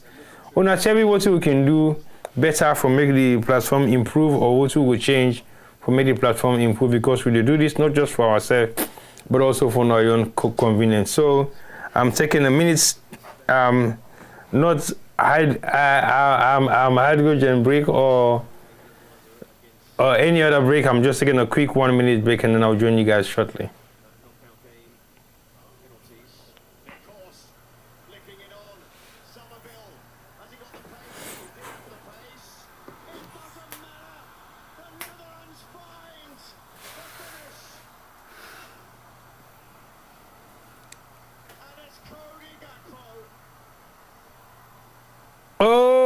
my God. I don't know what has happened, whether it has happened, when it happened, and how it happens. I don't think I'm taking my break again because the Netherlands have just scored from nothing to what? I didn't even see it coming. I don't know how it happened, when it happened, and how it did happen. The Moroccans are losing, and the Dutch have taken the lead at the 72 minutes of the match. I need to see how that happened. By Gakpo, the Liverpool player. Oh my God. This is bad. Let me see what happened. It was a goal kick from the goalkeeper and headed back into Gakpo's half. And what did... Oh my God. Oh my God. It's like the referee has given a foul and the foul wasn't given and the player just strike it hard. And he goes straight into the goal of the Moroccans. This is sad. A rather unfortunate way to score, but like in football, if you get for score 10 own goal for make you win the match, score 10 own goal. Now Morocco are going to trail this particular match right now. They've got a couple of chances, they haven't taken it, and this is the first chance the Dutch have got on target, and they have buried it. It's rather unfortunate for the Moroccans right now, as almost 73 minutes of the first half gone, and we are seeing footballing challenge taking place right now. This is so sad. Morocco are losing by 1-0 against the Dutch, who have managed to score for something that you never thought is coming. And the Moroccans are trailing right now by 1-0. It's a rather unfortunate situation, but they now have to deal with it and continue playing. So far, so good. We are watching footballing history being made, as we know for sure that this is going to be one of the best footballing challenges by both countries that have played extremely well in this tournament. The Dutch have lost it again in the midfield, and Morocco has got a free kick just round about few yards away from the 18-yard box of the Dutch defense. Now Morocco is going to make a change quickly. They're going to introduce another player who is coming to replace a player that may have picked some small knock as he's coming out of the pitch limping. So far, so good. Morocco is trailing by 1-0, and they've just substituted one of the players. He may have not got a contact on the ball yet, but so far Morocco is on the attack right now. They are knocking the ball around in their own half, in the Dutch half. The Dutch is not a team that will sit back in the goal, but let's see what happens next after this. No foul given. The Dutch lost it again to Morocco. And Morocco is in control of the game at the moment. Like I said earlier on, they dictate the pace of the game, but they haven't been able to break the deadlock with the Dutch defense. The Dutch have been defending well, and both teams have been defending well anyway. It's rather unfortunate for Morocco to conceive that sort of goal that you least expect in this particular match. It was a scramble, a deflection, and all of a sudden, you have a screamer from nowhere that has given the Dutch the lead in this particular match. So Morocco is building the attack again once more. That's a nice play. Cleared out by the Dutch. Morocco is in control again once more. What's going to happen with that? No, it's a missed kick. And it goes out for a corner in favor of the Moroccans. The Dutch are defending very well. Like I said, both teams have been defending very well so far. And we're yet to see no upsets in this particular match because the Dutch have taken the lead by 1-0. 77 minutes of the match being played so far. And that's a nice corner being taken, headed out by the Dutch. Again, into the legs of the Moroccan. And the ball goes out for a throw in favor of Morocco. Taking it quickly. And knocking it around again in the midfield, going back to the right. Akim is on the ball right now. That's a long cross. Oh, it's a missed diver. It's a missed diver by the Moroccan player. I don't think today is his lucky day. Today is not his lucky day at all. He has been struggling for every 50-50 challenge that he may have get himself into. And he hasn't been able to make it through those 50-50 challenges at all. So far so good. The Dutch are trailing by 1-0. And I don't know what is going to be the outcome of this match, but it looks very scary at the moment. 78 minutes gone so far. The least of our expectation. The Moroccans have played very well. They're now making 2 changes again. The manager is making a brave move by bringing in 2 more strong-headed youths who are going to be playing their own part in this particular tournament. Like I said, the team is so young, of young players. The number 18 midfielder has been taken out and replaced by another teenager who is likely looking also like 18, turning into 19. So they have a huge amount of young players in this particular squad. Most of them are the ones who played in the World Cup, in the Junior World Cup that won it. So Morocco is in control again once more. They're knocking the ball around conveniently from the 18-yard box to the center half of the pitch. And Morocco is defending very well as well. Morocco is in possession. Is that a cross? No, it's not a cross. It goes out for a goal kick, I think.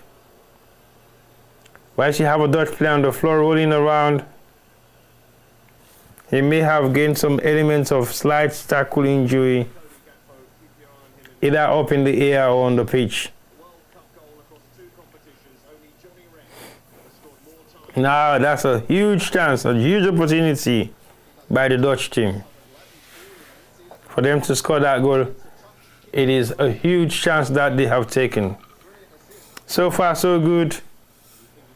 80 minutes gone of the second half together. And we are now only hoping for 10 minutes of hope.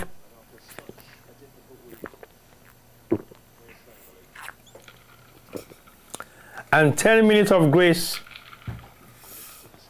for the second best African country in this tournament. The Moroccan team is not in disarray. They are still composed. They are still waiting for a miracle to happen. But they have tried everything possible, but they haven't taken their chances at all. They've got a couple of chances that have hit the target, but at least they should have buried one. I think that should likely be one of the disadvantages of the experience that I was talking about earlier on. And as the Moroccans have realized that they are leading, and it's just about 10 minutes more remaining, they are delaying to make sure that the Moroccans don't have any chance to equalize by delaying the match for maybe a minute or two. But that is exactly what might be their game plan right now here. Morocco is still attacking slowly, conveniently, from the flanks to the midfield. And that's a nice pass. And lost it again. It was too strong for the new striker to be able to make any contact. So far, so good. Morocco are trailing by 1-0. Almost 82 minutes gone of the second half. And we are about to see some elements of Morocco is in control right now. Morocco is still in control. Now they've lost it again once more. That's a nice one too by the Dutch. They're now on the attack 3-3.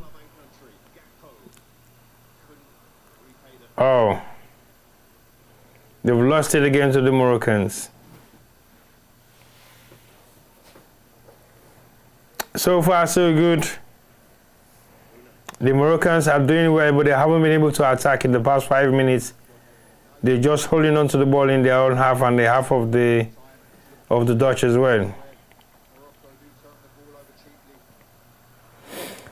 So Morocco is patiently building up the campaign to strike another attack on these tired legs Dutch players who have given their all, and it's about 7 minutes for them to relax and say, we're going to put our feet up and wait for the next round to start. But so far so good. They have done very well in defending, and I don't think they are going to make any mistakes here so far.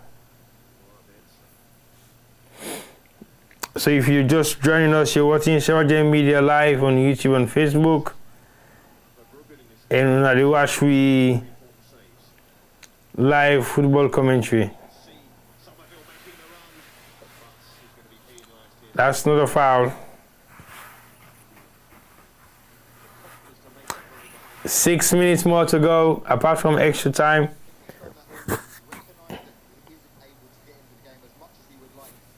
6 minutes more to go. The Dutch are going to make another change quickly.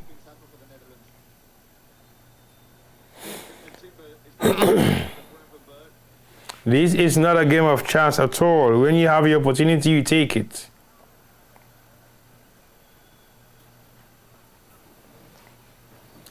For a team size like the Dutch, you don't go physical that much today. You try to avoid contact as much as you can,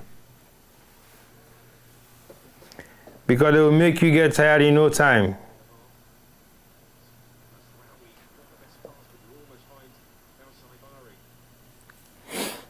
So far, so good. Morocco is still trailing by 1-0. Now the Dutch are back again, coming for the second time. Oh, that's a nice pass, but missed pass it. And it goes into the feet of the Moroccan, and they're defending it very well as they clear it all the way out into the 18-yard box of the pitch. And Morocco is in control now, and they lost it again once more. Van Dijk is in full control right now of the match. He's been doing extremely well in defense, and he's been marshalling the entire pitch.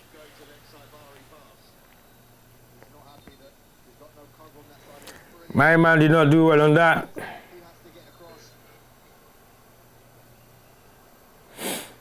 Okay, we're waiting for the corner kick to be taken, I think, or Morocco is okay. The Dutch are making 2 more changes.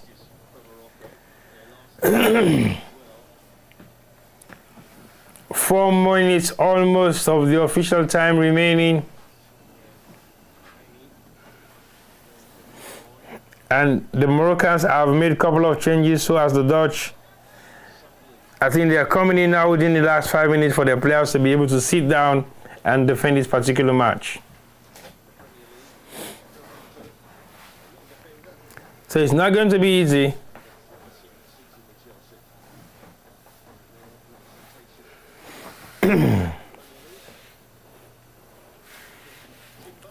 "86 minutes of the entire match being played, 4 minutes apart from extra time remaining."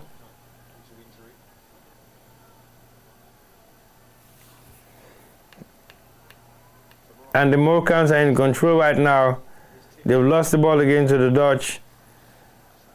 And they've got a throw awarded to them.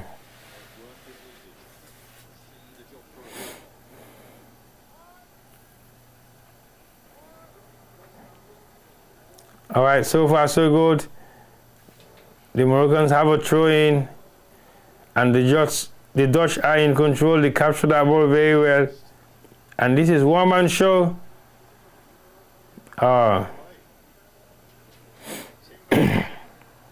Interesting.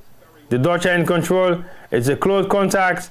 That's a good strike. Blocked by the Moroccan defender. Issa has done extremely well today in this match. He's been defending well. He's been in control. He's cool and relaxed. But at the same time, he's been hard on the ball as well. The Dutch are in the lead. They're not in any hurry right now. As you know, in football, whoever is in a hurry are the ones that wants to square up in a match. But if you are taking the lead, you don't have nothing to worry about. You should just relax and play your game. By killing the spirit of the game, you kill the players as well. So you have to be very mindful whilst you're doing that. And that's a goal kick for the Moroccan defense. And they are now on the attack again once more. The ball being knocked out to the right. Morocco are very comfortable in knocking the ball around. They've got a Moroccan player on the pitch, rolling up. Maybe he's been injured. But if this is likely going to be the last game of the tournament, they don't need to worry that much if he's not injured or if he's injured.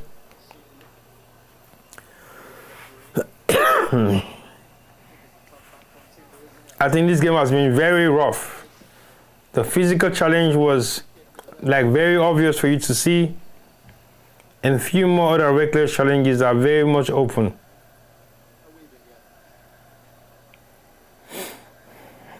Alright, so wait and see what comes out of that.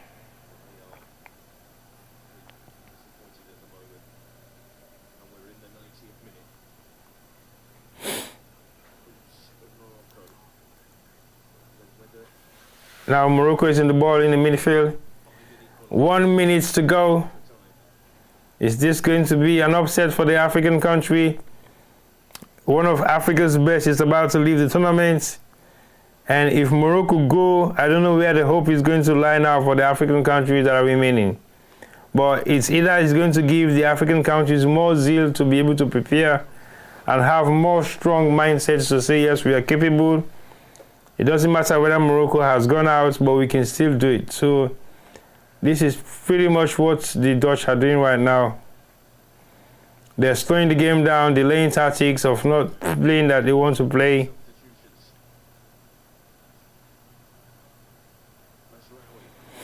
So far, so good. That's a long pass, right? Oh! What a goal! What a goal! What a goal! Right at the 90th minute of the match, Morocco have made it 1-1. That is what you call football. That is what you call football. That is a strike from nowhere.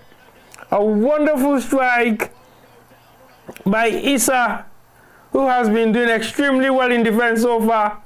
And he's got a couple of striking feet that hits the ball with dimension and directs it this time around. And finally, Morocco has broken the deadlock.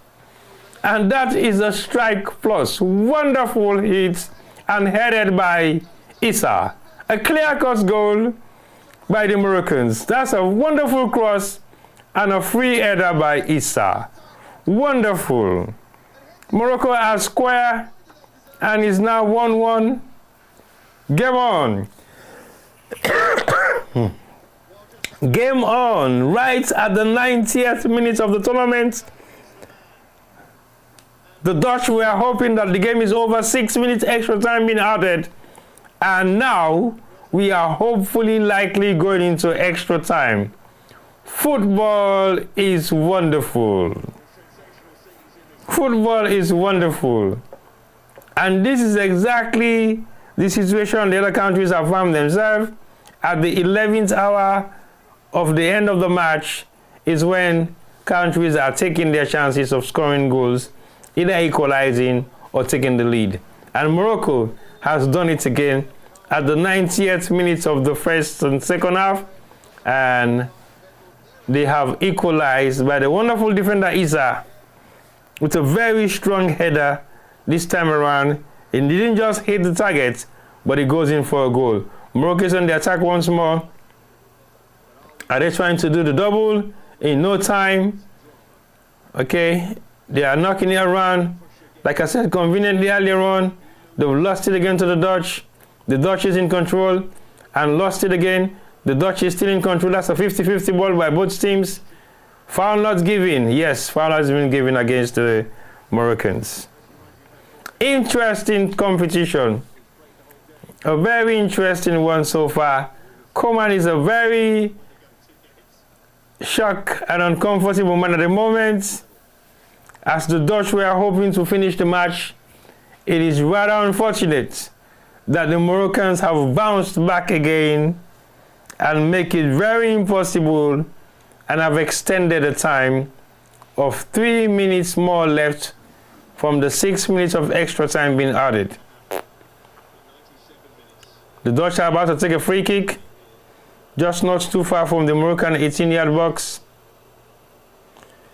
And the free kick has been taken all the way, headed back into the nets, and it goes out for a goal kick for Morocco.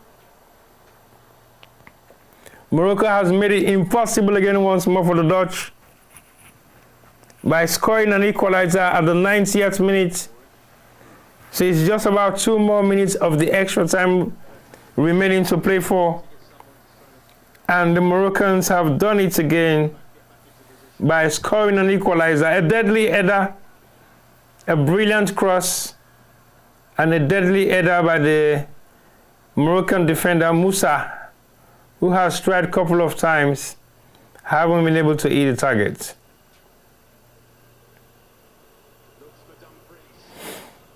So far, so good. Morocco now is a foul in favor of Morocco, as you have the Dutch player ready to accelerate into the 18-yard box of the Moroccan team. But that has not happened at all. 1-1 so far. Almost a minute and a half left to go.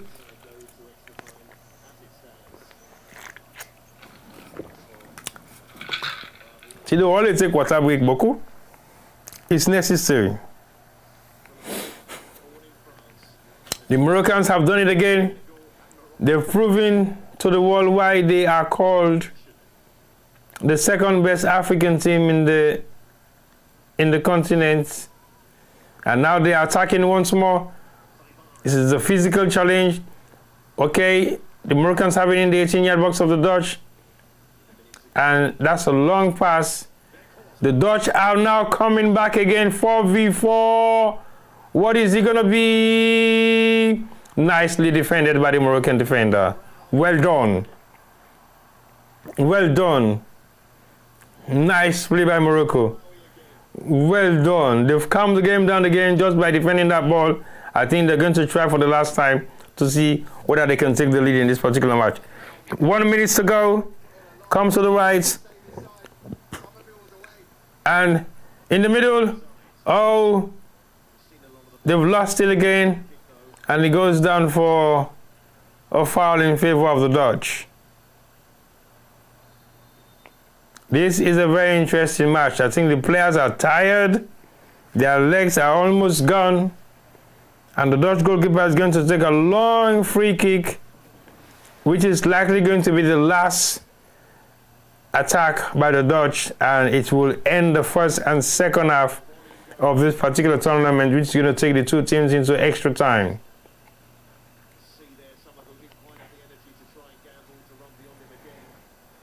Wow. A very interesting match so far unfolding right now in front of our eyes. And we have seen a huge comeback for the Moroccans. And the 6th minute of the last extra time is finished. They've gone almost 1 minute over it. And this should be the last throw for the Dutch. And it goes into the 18-yard box and headed out by the Moroccans. Yes, official whistle has gone. 1-1 so far. Moroccans have made it very much impossible for the Dutch to be able to run away with the victory, as they have just equalized about on the 90th hour of the second half, which means the game is going to go into another extra 15 minutes on both sides, and then if there is no winner, it will end up with penalty shootouts. So thank you very much once more for watching, and I hope you guys are going to stay with me until we get to the end of this particular match. But thank you. So far so good. As we are waiting for the break to end, I think I can take my tea break now. So I'll be back in a minute. Thank you guys for joining us, and stay tuned as I'll be back in a minute.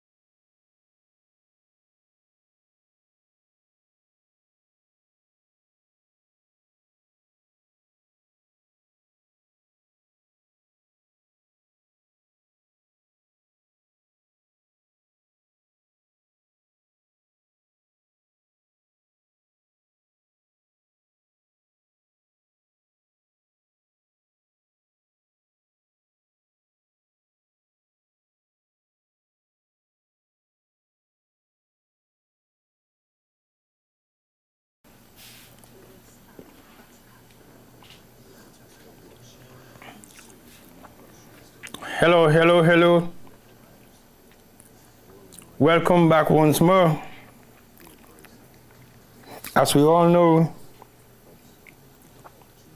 we are watching the FIFA World Cup 2026 second rounds between Morocco, one of Africa's best, against the Netherlands. So far so good. It's 1-1. Morocco don't put the Dutch and give them run for their money. And I believe what you do so far has been one of the most remarkable comeback in world football. Like I say, I want to talk about salon football earlier on. Well, I refrain because really makes sense. So the second half have started, and we now looking at the Morocco side playing from the right hand side to the left, and we have the Dutch who are defending from the left hand side of the pitch to the opposite side. So the first 15 minutes have just started, and Morocco don't get a throw. We don't go in for and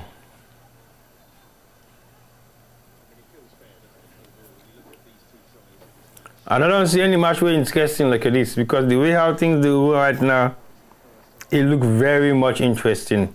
Morocco, they take a throw and the ball is up in the air and headed back by the Dutch defender, headed back into the same position as the Moroccans are ready to attack, and defended very well by the Moroccans, and it goes out for a throw in favor of the Dutch.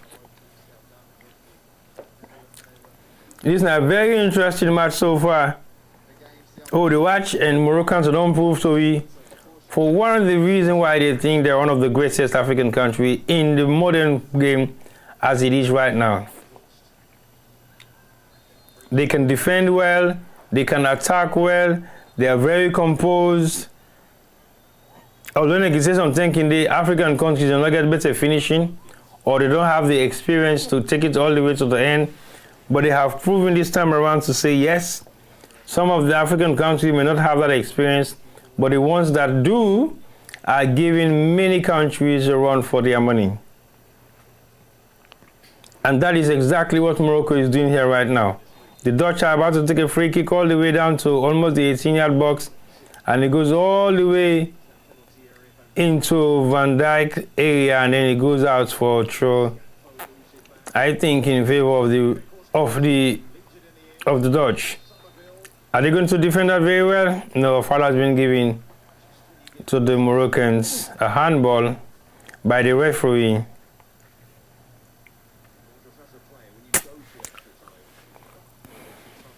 Well, the Moroccans are doing well so far. They're defending very well. They're knocking the ball around in their own half. And that is going to likely be a long pass. No, make it short. And that's a long one now. That goes out for a throw in favor of the Dutch.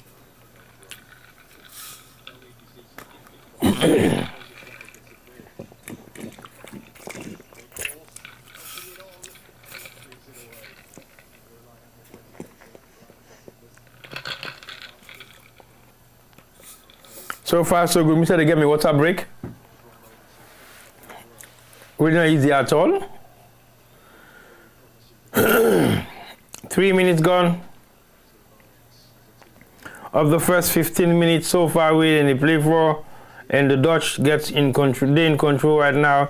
They knock the ball around, and the ball don't all the way down to the Moroccan, then defend clear out by the Moroccan defender, and the Dutch have a throw in the second half of the Moroccan half.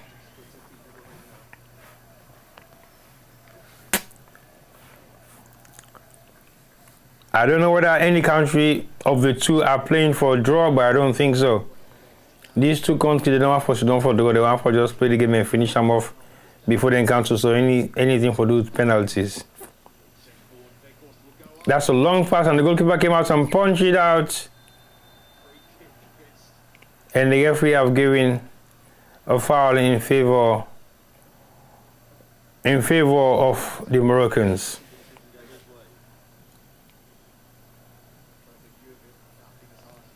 Yeah, that looks like a push. It definitely looks like a push.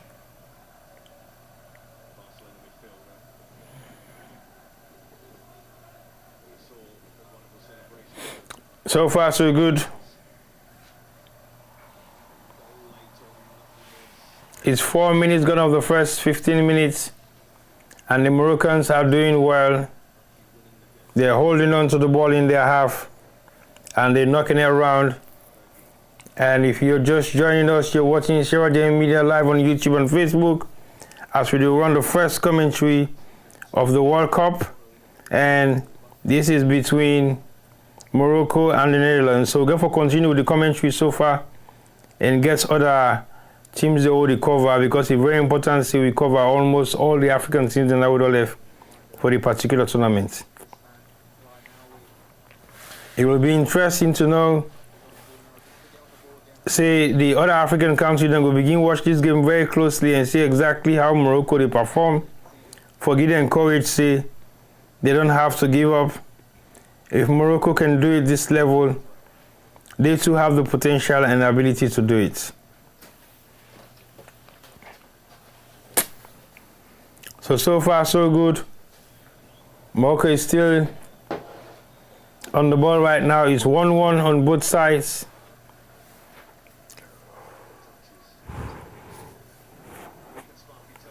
But that's a nice attack by Morocco. Yes! Oh no! Missed it. How dare you miss that? Oh my God. It's either a good save by the goalkeeper, but that was a clear chance. First missed. Oh, that's a wonderful save by the Dutch goalkeeper. A wonderful save. Oh, that's a wonderful save. Wonderful save. How will you miss that? Like I said earlier on, the Dutch have taken their chance. The first opportunity they have, they've made good use of it. And now Morocco are still having more chances, and they are not burying those chances. It's very scary now. They're going to have a corner. And the corner goes back out of the head of the Dutch. And it goes into, the Dutch have won it. No, they've lost it. Referee have given a foul to the Dutch. That was a wonderful save by the Dutch goalkeeper.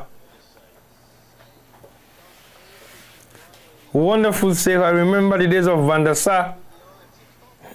Where he get in kind ball and he can't expose himself all by you. You don't know what to do.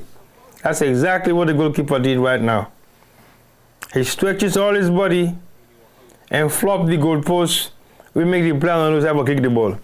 But it was a brilliant save and a nice decoy for the player to be able to tap in one into his right leg and then strike it hard.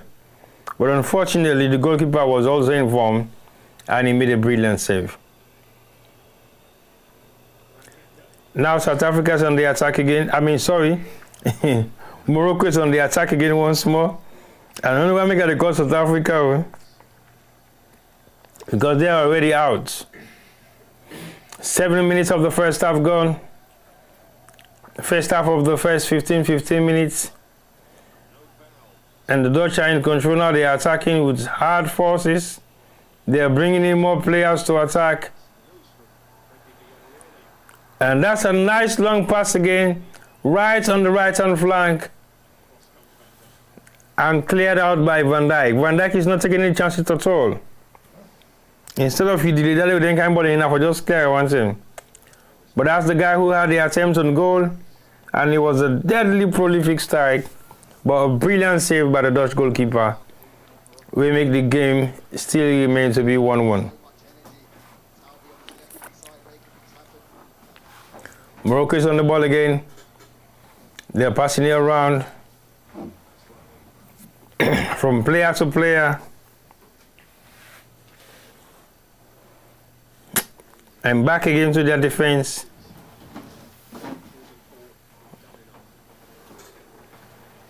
They are down, knocking around conveniently from player to player.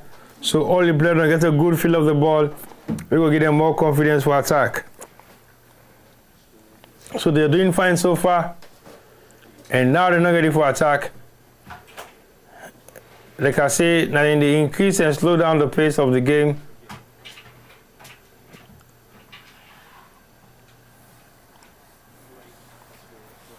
So Morocco, they're on the attack still. They take their time for pass the ball around.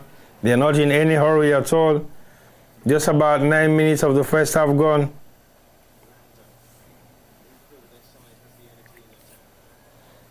They now take control of the match again once more. They're knocking the ball around conveniently from one player to the next, so that everybody get a feel of the ball before they launch their deadly attack.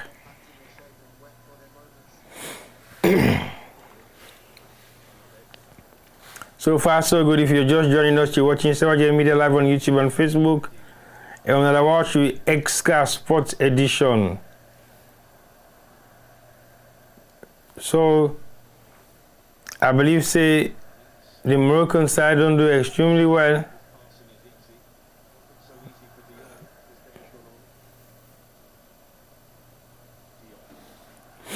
So far, so good.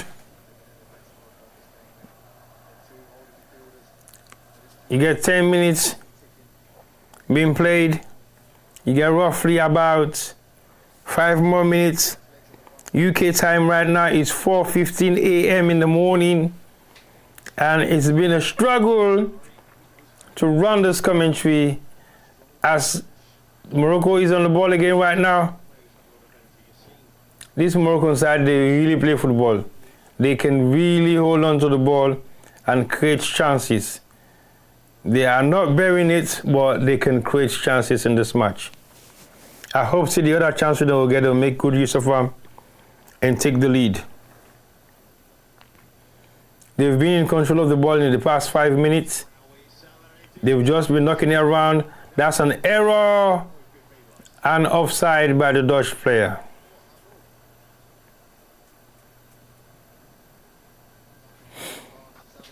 That's a good try by the Dutch.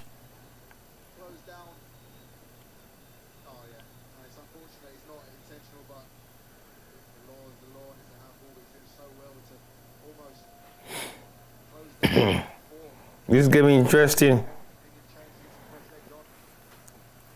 11 minutes gone. My eyes are heavy. I'm going to be able to maintain it for the next 15-20 minutes until we get to penalty shootouts.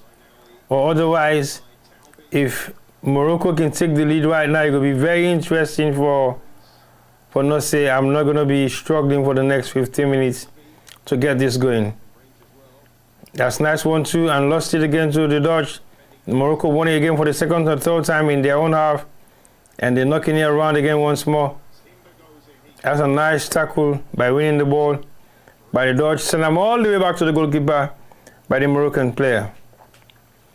They start all over again. Which is not a bad thing. But in a tournament like this, you have to be very concerned about how you lost the ball in the middle and also how you release the ball for goal when the player is not making any move at all.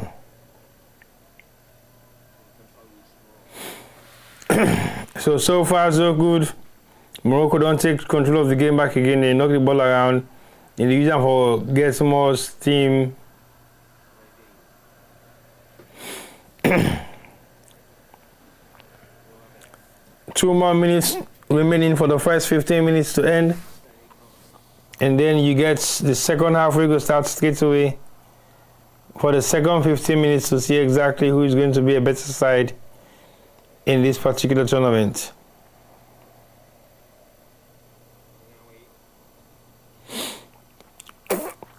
So far so good. It's 1-1 each. And Morocco is now on the attack. And they are still very comfortable on the ball. They've got a couple of players ready. But I don't think they also want to attack.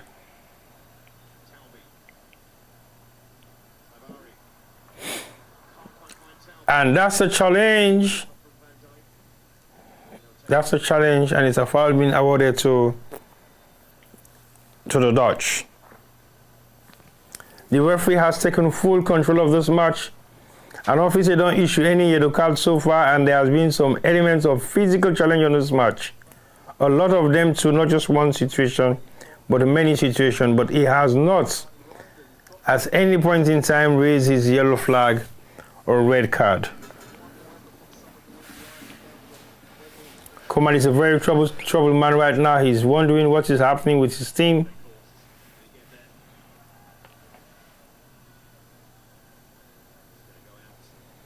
Referee says no foul to that.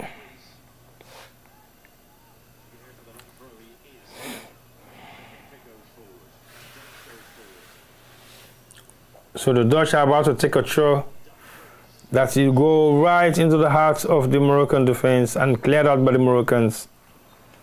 That's officially the end of the first 15 minutes. So we're now going to see the second half of the second 15 minutes. And after that, if there is no winner, then we're going to go into penalty shootout. But so far, so good. The Moroccans have done extremely well against a European side that is doing extremely well in football. So also, I'll take a quick break through, maybe just a minute, whilst I'm taking a tea break myself. So please stay tuned, don't go anywhere.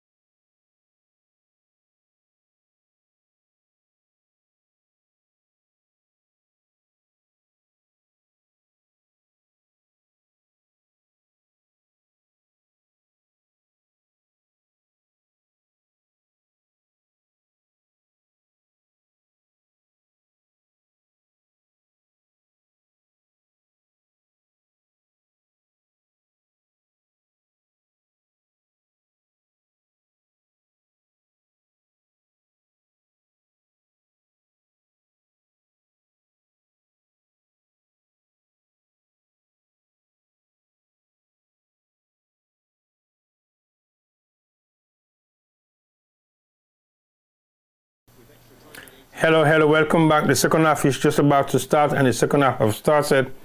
Now we are now playing for the next 15 minutes. If it still end up to be a 1-1 draw, then we're going to have a penalty shootout. So now the Moroccans are playing from the left-hand side, watching the screen towards the right, and the Dutch side are defending from the right towards the left. So if you're just joining us, thank you for joining us this morning. It's now about 4:23 UK time, and this is not easy at all. We've been up since this morning, and we're waiting for this match today to start the commentary for the World Cup. And indeed, what a start. For the first time coming back from Hajj, I think it's been remarkable to get this first team going especially at this time of the night, 4 o'clock in the morning. My eyes are dying tired. I can't even close it for a second because otherwise I will miss out a lot. So far so good. It's 1-1 and both countries are trailing each other to be able to have a goal so that they will not go into penalties. I know the Dutch haven't been lucky into penalties, equally so as Morocco. They've lost some tournaments with penalty shootouts over the past couple of years. And of course, their last minute goal deficit has given them a couple of disadvantages. I hope they don't get to see or do anything similar here today as well. While you have the Dutch defending very well, that's a very good defending by them, and cleared out by the Dutch defender into the hearts of the Moroccan players. No foul being given. Referee says plays on.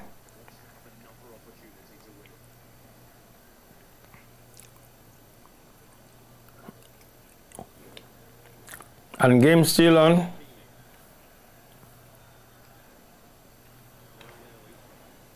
This game is very much interesting today as we are watching the second round of the of the World Cup.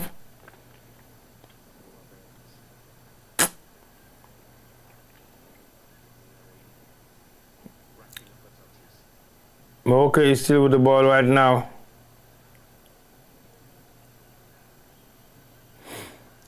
Morocco is still in possession. They are knocking it around.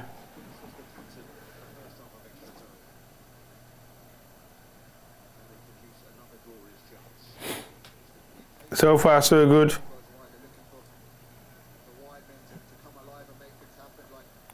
The Moroccans are attacking well. They're still holding on to the ball, doing nice 1-2. And that's the ball from Issa.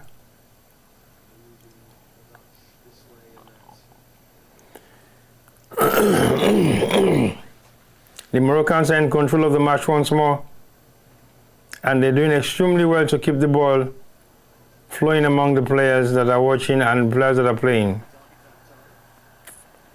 No foul given against Van Dijk, who has been in total control of this match from his side.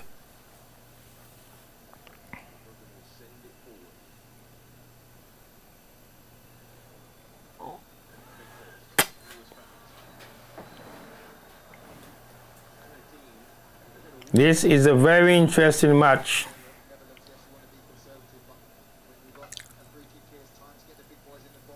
And the Dutch are making another change. They're bringing another player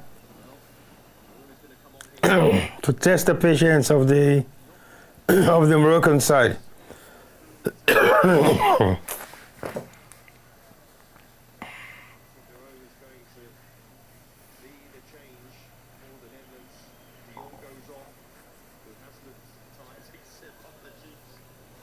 The Dutch have made the changes.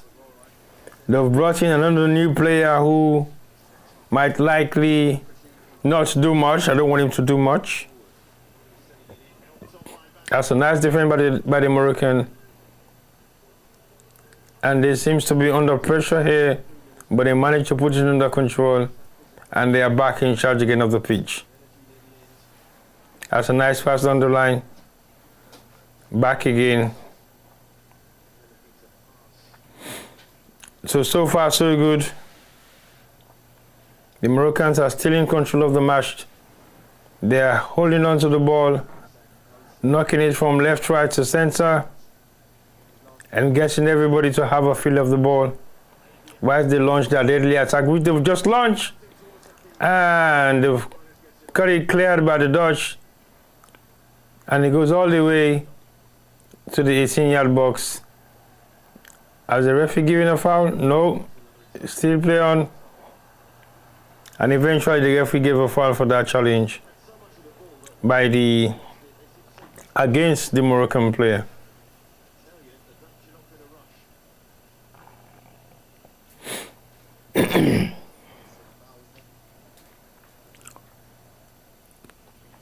Interesting. I know the next 10 minutes is going to be very interesting to watch, as we're going to be fast approaching the first 5 minutes of the second half,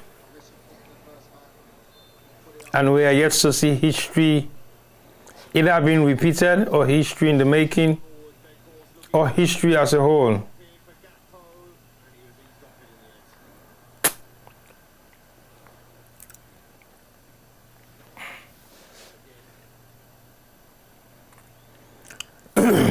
Now the players are all getting tired, cramp is coming up.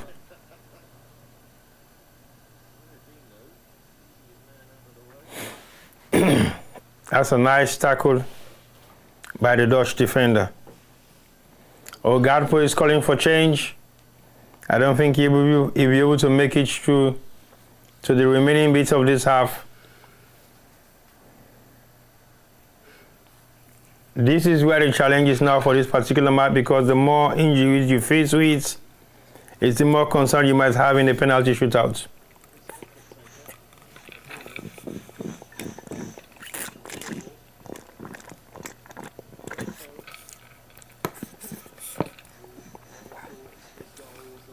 It looks like my drink is finished. So Gakpo has been taken out. He may have picked up some slight knock, and he does not want to take chances because the Premiership is going to start soon. The Dutch have many players on the bench that are capable to do exactly what he is doing, and so for that reason they're not taking any chances at all. They're making sure that they make the change. And this is the sort of Clivert, I think, that have been introduced.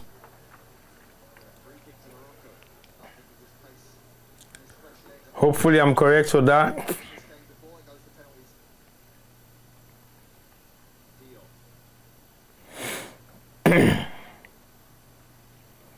So far so good. It's 1-1.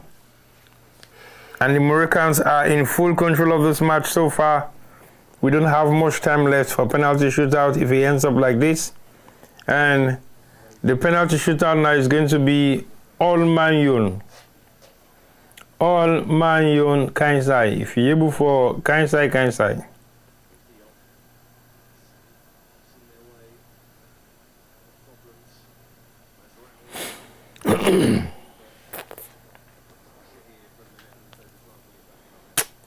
Moroccans are still in control of the match. They're still knocking the ball around. It's been a difficult and challenging night for me. And I wish the game ends now, but unfortunately we've only got like 8 more minutes or 9 more minutes to go of the official second half, and maybe likely another extra 20 minutes for penalty shootout. And that's a good header by the Dutch defense. They've just been saved by the boy.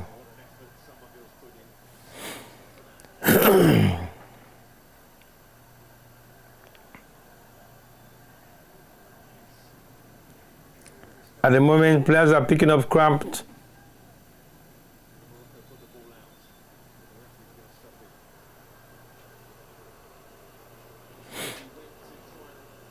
What is that?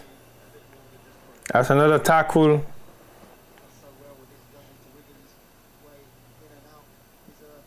Oh, that's a bad one.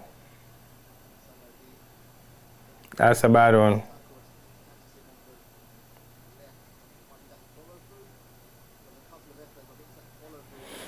That's a bad one.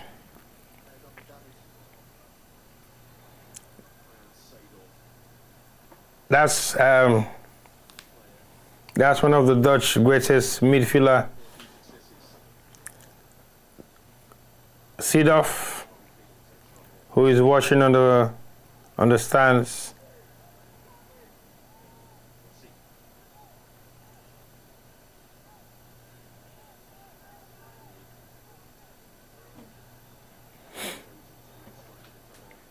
The Moroccans are still in control of the match. They're knocking the ball around. That's a nice pass. It goes back all the way into the. It goes back all the way to the Moroccans in their midfield, and they still have control of the ball again in their midfield. And what is going to be the outcome of this one? That's a long shot pass, and it goes back into the head of the Dutch, and they've just secured themselves a throw.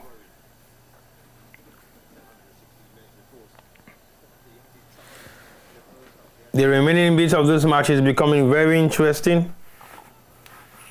The supporters are very anxious on both sides. The Dutch are very anxious, and the Moroccans are also very anxious. They might not know what is going to be the outcome of this particular match if it ends up in penalties.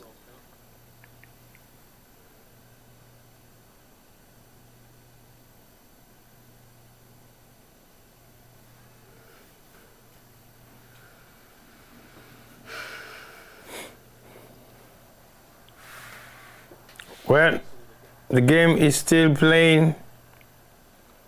7 minutes more to go.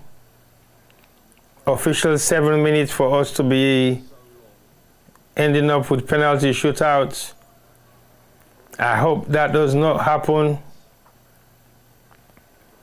because if that happens, then it will be all my own.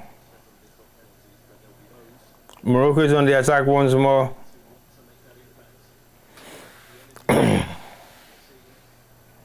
And the end of this 7 minutes, 6 minutes remaining is going to be a very interesting 6 minutes. Whether both countries have already settled now for a draw, we yet to prove that until the whistle goes. But so far so good. It has been an interesting evening or interesting morning UK time for us to be able to watch these two great countries perform at their highest. That's a long clearance by the Dutch goalkeeper. The Moroccans are in control again from their own half. Few more minutes more to go. They are now attacking from the left. He beats one. He lost it to the second. Moroccans wants to actually do a 1-2, but it doesn't seem to be working at all.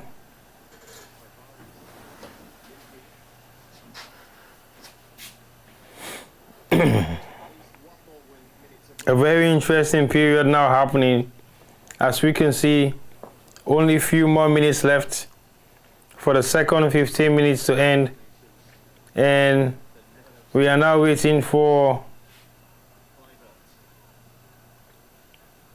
the referee's decision to blow the whistle, so the match will end up in penalties.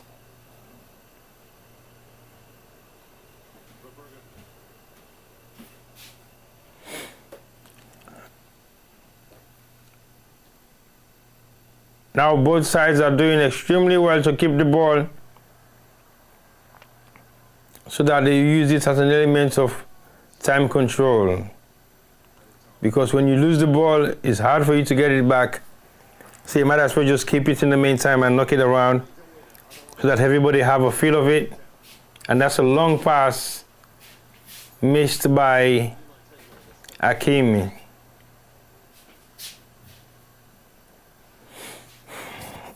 All right, the stands are getting very anxious, and everybody else is getting very anxious at the moment in time, as we're rolling into the last few minutes of the second half of the extra time that was allocated to this particular match.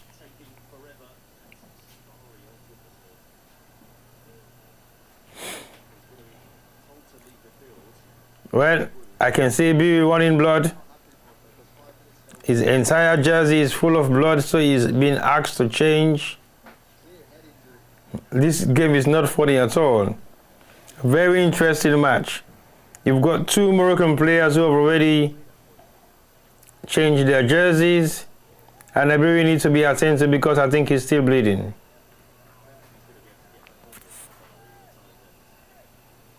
He's still bleeding, and he possibly needs to be attended properly.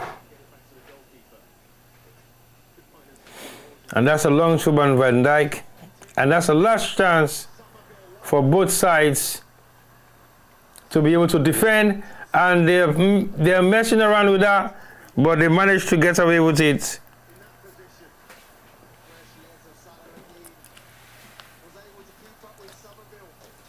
The referee's whistle is about to go soon. It's gone. So finally, we are going to end up this particular second rounds of the tournament with penalty shootouts again, just like it happens with the Germans and Paraguay. So we wait for see the outcome. There's only 5-10 minutes now left for the game to end. The game don't end officially. Now we come into penalty shootouts. So basically, as I said earlier on, if you're just joining us, you're watching Sarah J Media Live on YouTube and Facebook. It was the first ever edition of the World Cup live commentary, where it take place today between Morocco and the Netherlands. So far so good. It's 1-1, and we wait now for me to get we call the game again back again for the penalty shootout. So basically, this is why we're here. We've supported football all these years, and I know go do the World Cup done, and not do commentary of the African teams then. So far, the African teams are doing well. One don't officially come out today, yesterday in South Africa, and today we see say they don't knock out two great teams, them one of which na Germany, and the other na the match where Brazil win against Japan.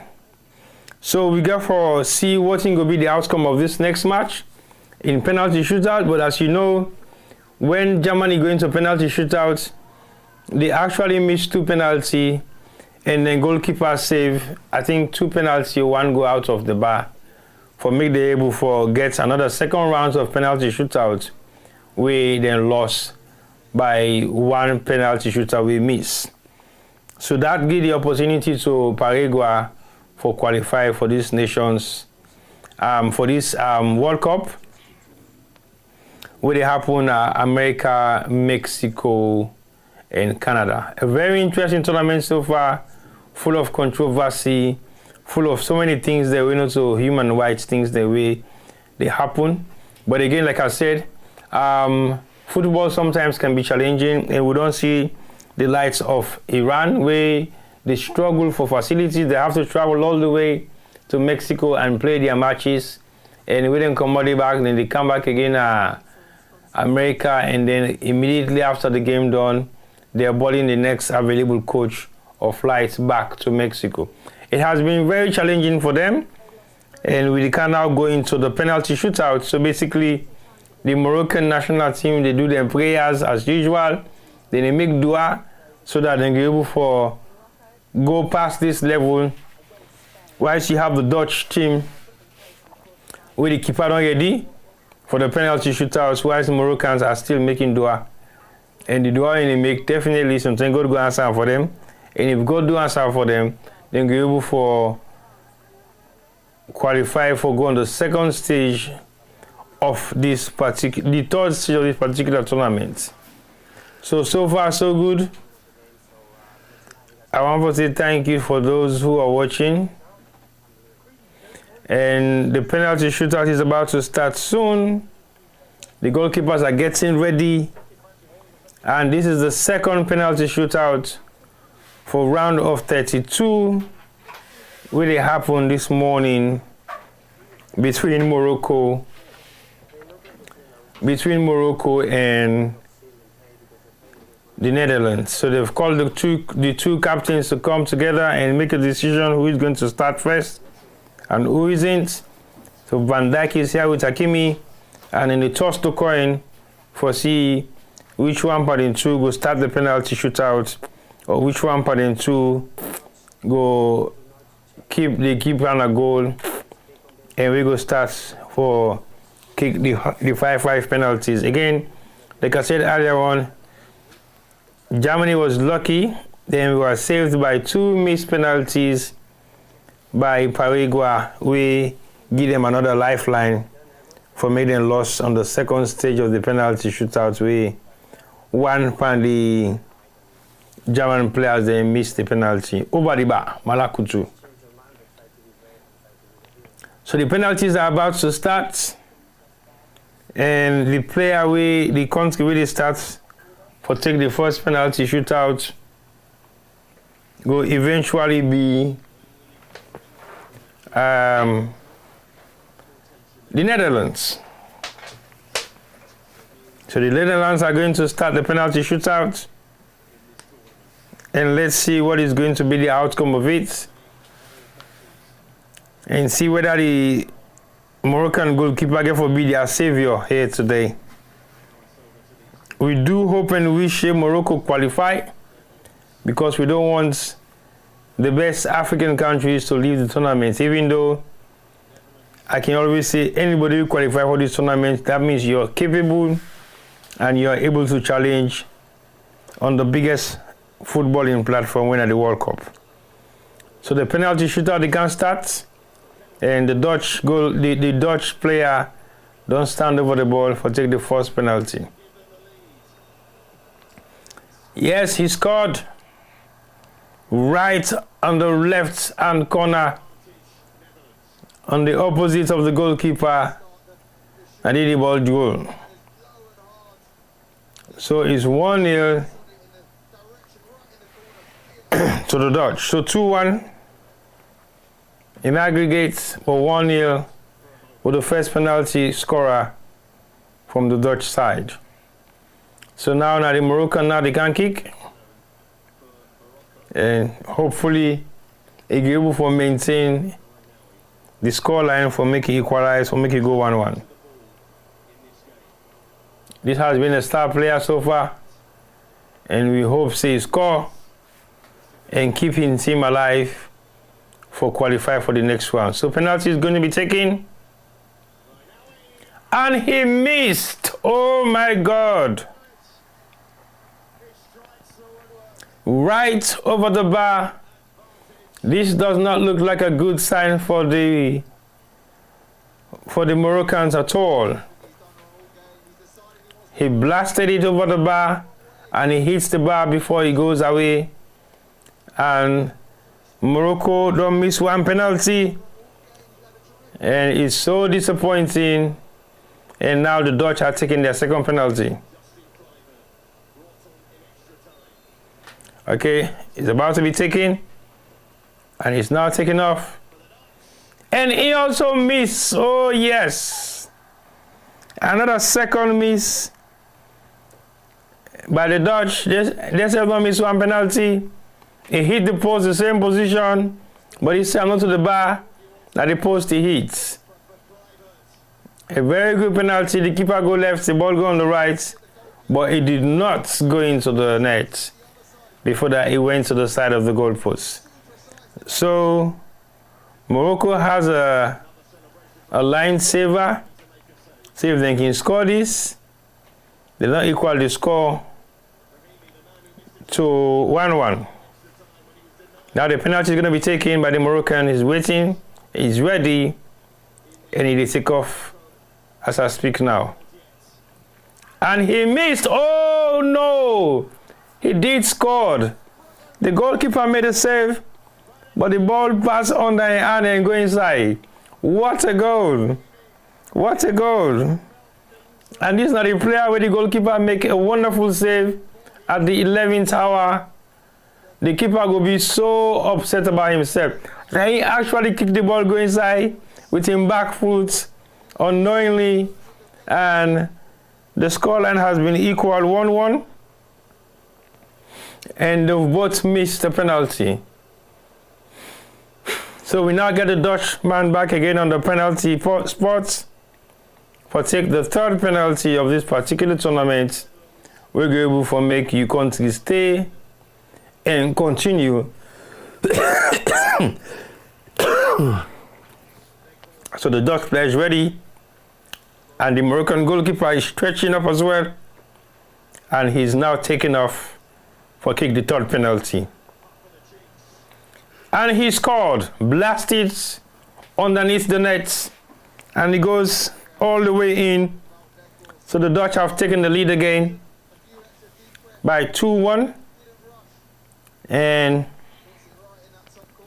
in the hope say a young goalkeeper also can save this one. But for penalty shootouts has always been challenging on both sides. Now the Moroccan can see whether he go equalize them to 2-2 for the third penalty, for see whether he go keep Morocco in this particular tournament. So he's ready and he's leaving now. And he scored, yes. 2-2 all square. So now we wait for see what will happen again as we get to the fourth penalty kicker for the Netherlands. So it's 2-2 all square. Very good penalty. He lifts him up a little bit. So the goalkeeper had no chance to make a save, even though he was too close to it. But he couldn't make a save. Now the Dutch are going to take their fourth penalty for still continue for take the lead if they can, or ready for take them country out of the tournament if they don't. So now he's moving and he's getting ready. He's now going to make the move. And he missed! Oh my God! A mere miss all the way. Not even hit the target. It goes far beyond the goal. And it is a definitely direct miss. You don't kick a penalty like that at all, in any shape or form, or by any chance. So basically, the Dutch have missed an opportunity to take the lead, and now the Moroccans are coming back to see if they can take the lead and make it 4-3. Hakimi is on the spot. Is he going to make a difference? He's moving. And he also missed. Oh my God.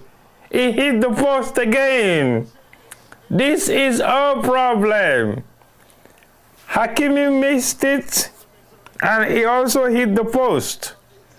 This is a very serious penalty takeout by sending the goalkeeper from left to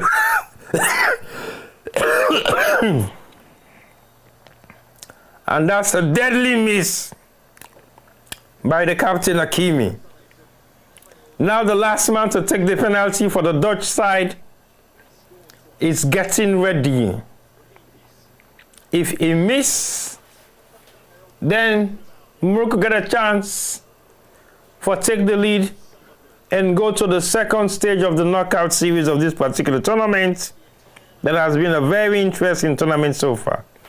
Now the Dutch player is on the ball, and he's the last penalty taker. Is the Moroccan goalkeeper going to do anything spectacular here? Let's watch and see. The Dutch player is standing right in the middle of the ball. He now goes to the left, and he missed again. The Moroccan goalkeeper made a brilliant save. A brilliant save. This is going to be spectacular. Very much interesting penalty shootouts. And the Moroccan goalkeeper just saved it with his one hand band.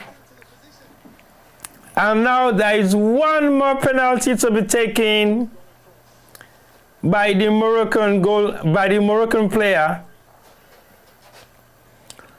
Oh, the most prolific striker is about to take the final penalty shootout for Morocco that is going to take them to the next knockout stages of this tournament. Let's see what happens. And yes, Morocco have done it. They have gone to the next stage of the World Cup in style. Yes, to Morocco. Africa have done it again. They have qualified and they have gone to the quarterfinals of the World Cup of round of 16. Like I said it earlier on, we definitely likely going to have maybe 3 or 4 African countries that are going to make it to the next stage of the World Cup. And yes, Morocco have done it in style. Penalty shootouts. The Dutch are going back home tomorrow, and the Moroccans are staying for another week. Interesting. So it's one down. How many more to go? Morocco have made it to the second knockout stages of the quarterfinals of the African Cup of Nations. Look at this African Cup of Nations. Oh my God. Nations Cup, now ended up in what too. So Morocco have made it to the second knockout stages of the World Cup by defeating the Netherlands by penalty shootouts. Thank you, Morocco, for making it possible for the African countries that are going to the next round of the World Cup. So we now have Ivory Coast, DR Congo, Senegal, Algeria, Egypt, Cape Verde, and Ghana. The Dutch should be packing their box and packing their bags and making their way home and wait for the next 4 years to see if they will be able to qualify again for another edition of the World Cup. But as for now, Morocco has taken their own spot into the next round of the World Cup 2026. Thank you, Morocco. It's been very challenging for you guys. You came from one down and equalized at the 90th minute. And you dragged this particular tournament into a penalty shootout. And the goalkeeper has been your hero for today's match. Whilst we have the Dutch consoling the other players who missed the penalty and the ones that did not take it, they should go back and regroup and come back next World Cup. And this is very much interesting to see how African countries are performing in this particular World Cup. They say that African countries should not have that amount of teams that qualify because we are not capable. But guess what? That story has been changed. An African country has defeated one of European best country in the World Cup, and that has taken Africa. I knew for sure Morocco is not going to be an easy walkover against the Netherlands. The reason being, the Dutch haven't produced spectacular players over the past couple of years. They've got some players, but not like superstars that they used to have, that were running around European clubs and Premiership, making headlines week after week. The Moroccans have a very young team, full of young players, and these players have just won the Youth World Cup, so they are definitely ready for this tournament. They are young, energetic, free mindset, ready to run the pitch left, right, and center, and take any opportunity that they have. You've got a midfielder who is a maestro, who just break into the first team at age 18, 19 going to be. So it hasn't been easy for them at all. They have proven to be one of the best footballing country in Africa, and that's the reason why they are where they are today. They have invested in football. They have made football to be something like a man's or a child's play. In Morocco, I think they've got hundreds of football pitches that are ready for kids to be able to play street football and also higher level of professional football. Most of their players in the national team, some of them were born in Europe, but they never neglected their home country. They decided to come back home and play for their home country, and they have done their country proud today by taking them into the quarterfinals of the World Cup 2026. So I want to say thank you to all those that are watching me and for your time that you spent with us today. UK time is almost 5 o'clock in the morning, and it has been a challenge to stay up that long. And the match started off at 2, and we have spent 3 hours of dying 3 hours to be able to get to this particular end of the match. So I would say well done to the guys, well done to make Africa proud. And we definitely, that's the president of the Moroccan Football Federation, and he has been very active in the Moroccan football team.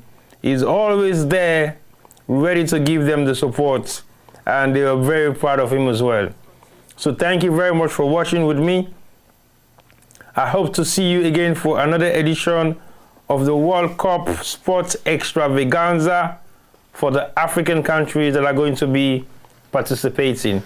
So for the next match, I think it will be, let me just check it up quickly and see what that next match is going to be. So far, so far, the latest score is Mexico has gone through. Let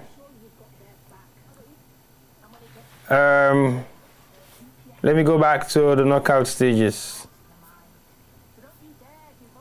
It has been very interesting to see exactly what this tournament has created in the past couple of days or weeks, where it starts to where we are right now.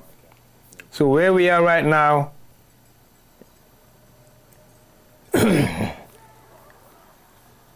it's the second leg of the tournament, which means stage of 32 countries that are going to be knocked out, and we're going to have about 12 more, 16 for the quarterfinals.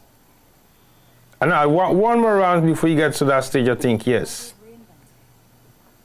So the next match that we're going to have will be on Thursday, no, on Tuesday, on Wednesday. On Tuesday we have the Netherlands, which is today. And we're going to have Côte d'Ivoire, Norway for the round of 32. And after that we're going to have France, Sweden, but we're only going to cover the African matches. So basically we have Norway and Côte d'Ivoire 6 o'clock today, and England, DR Congo on Wednesday 5 o'clock UK time, and then Thursday.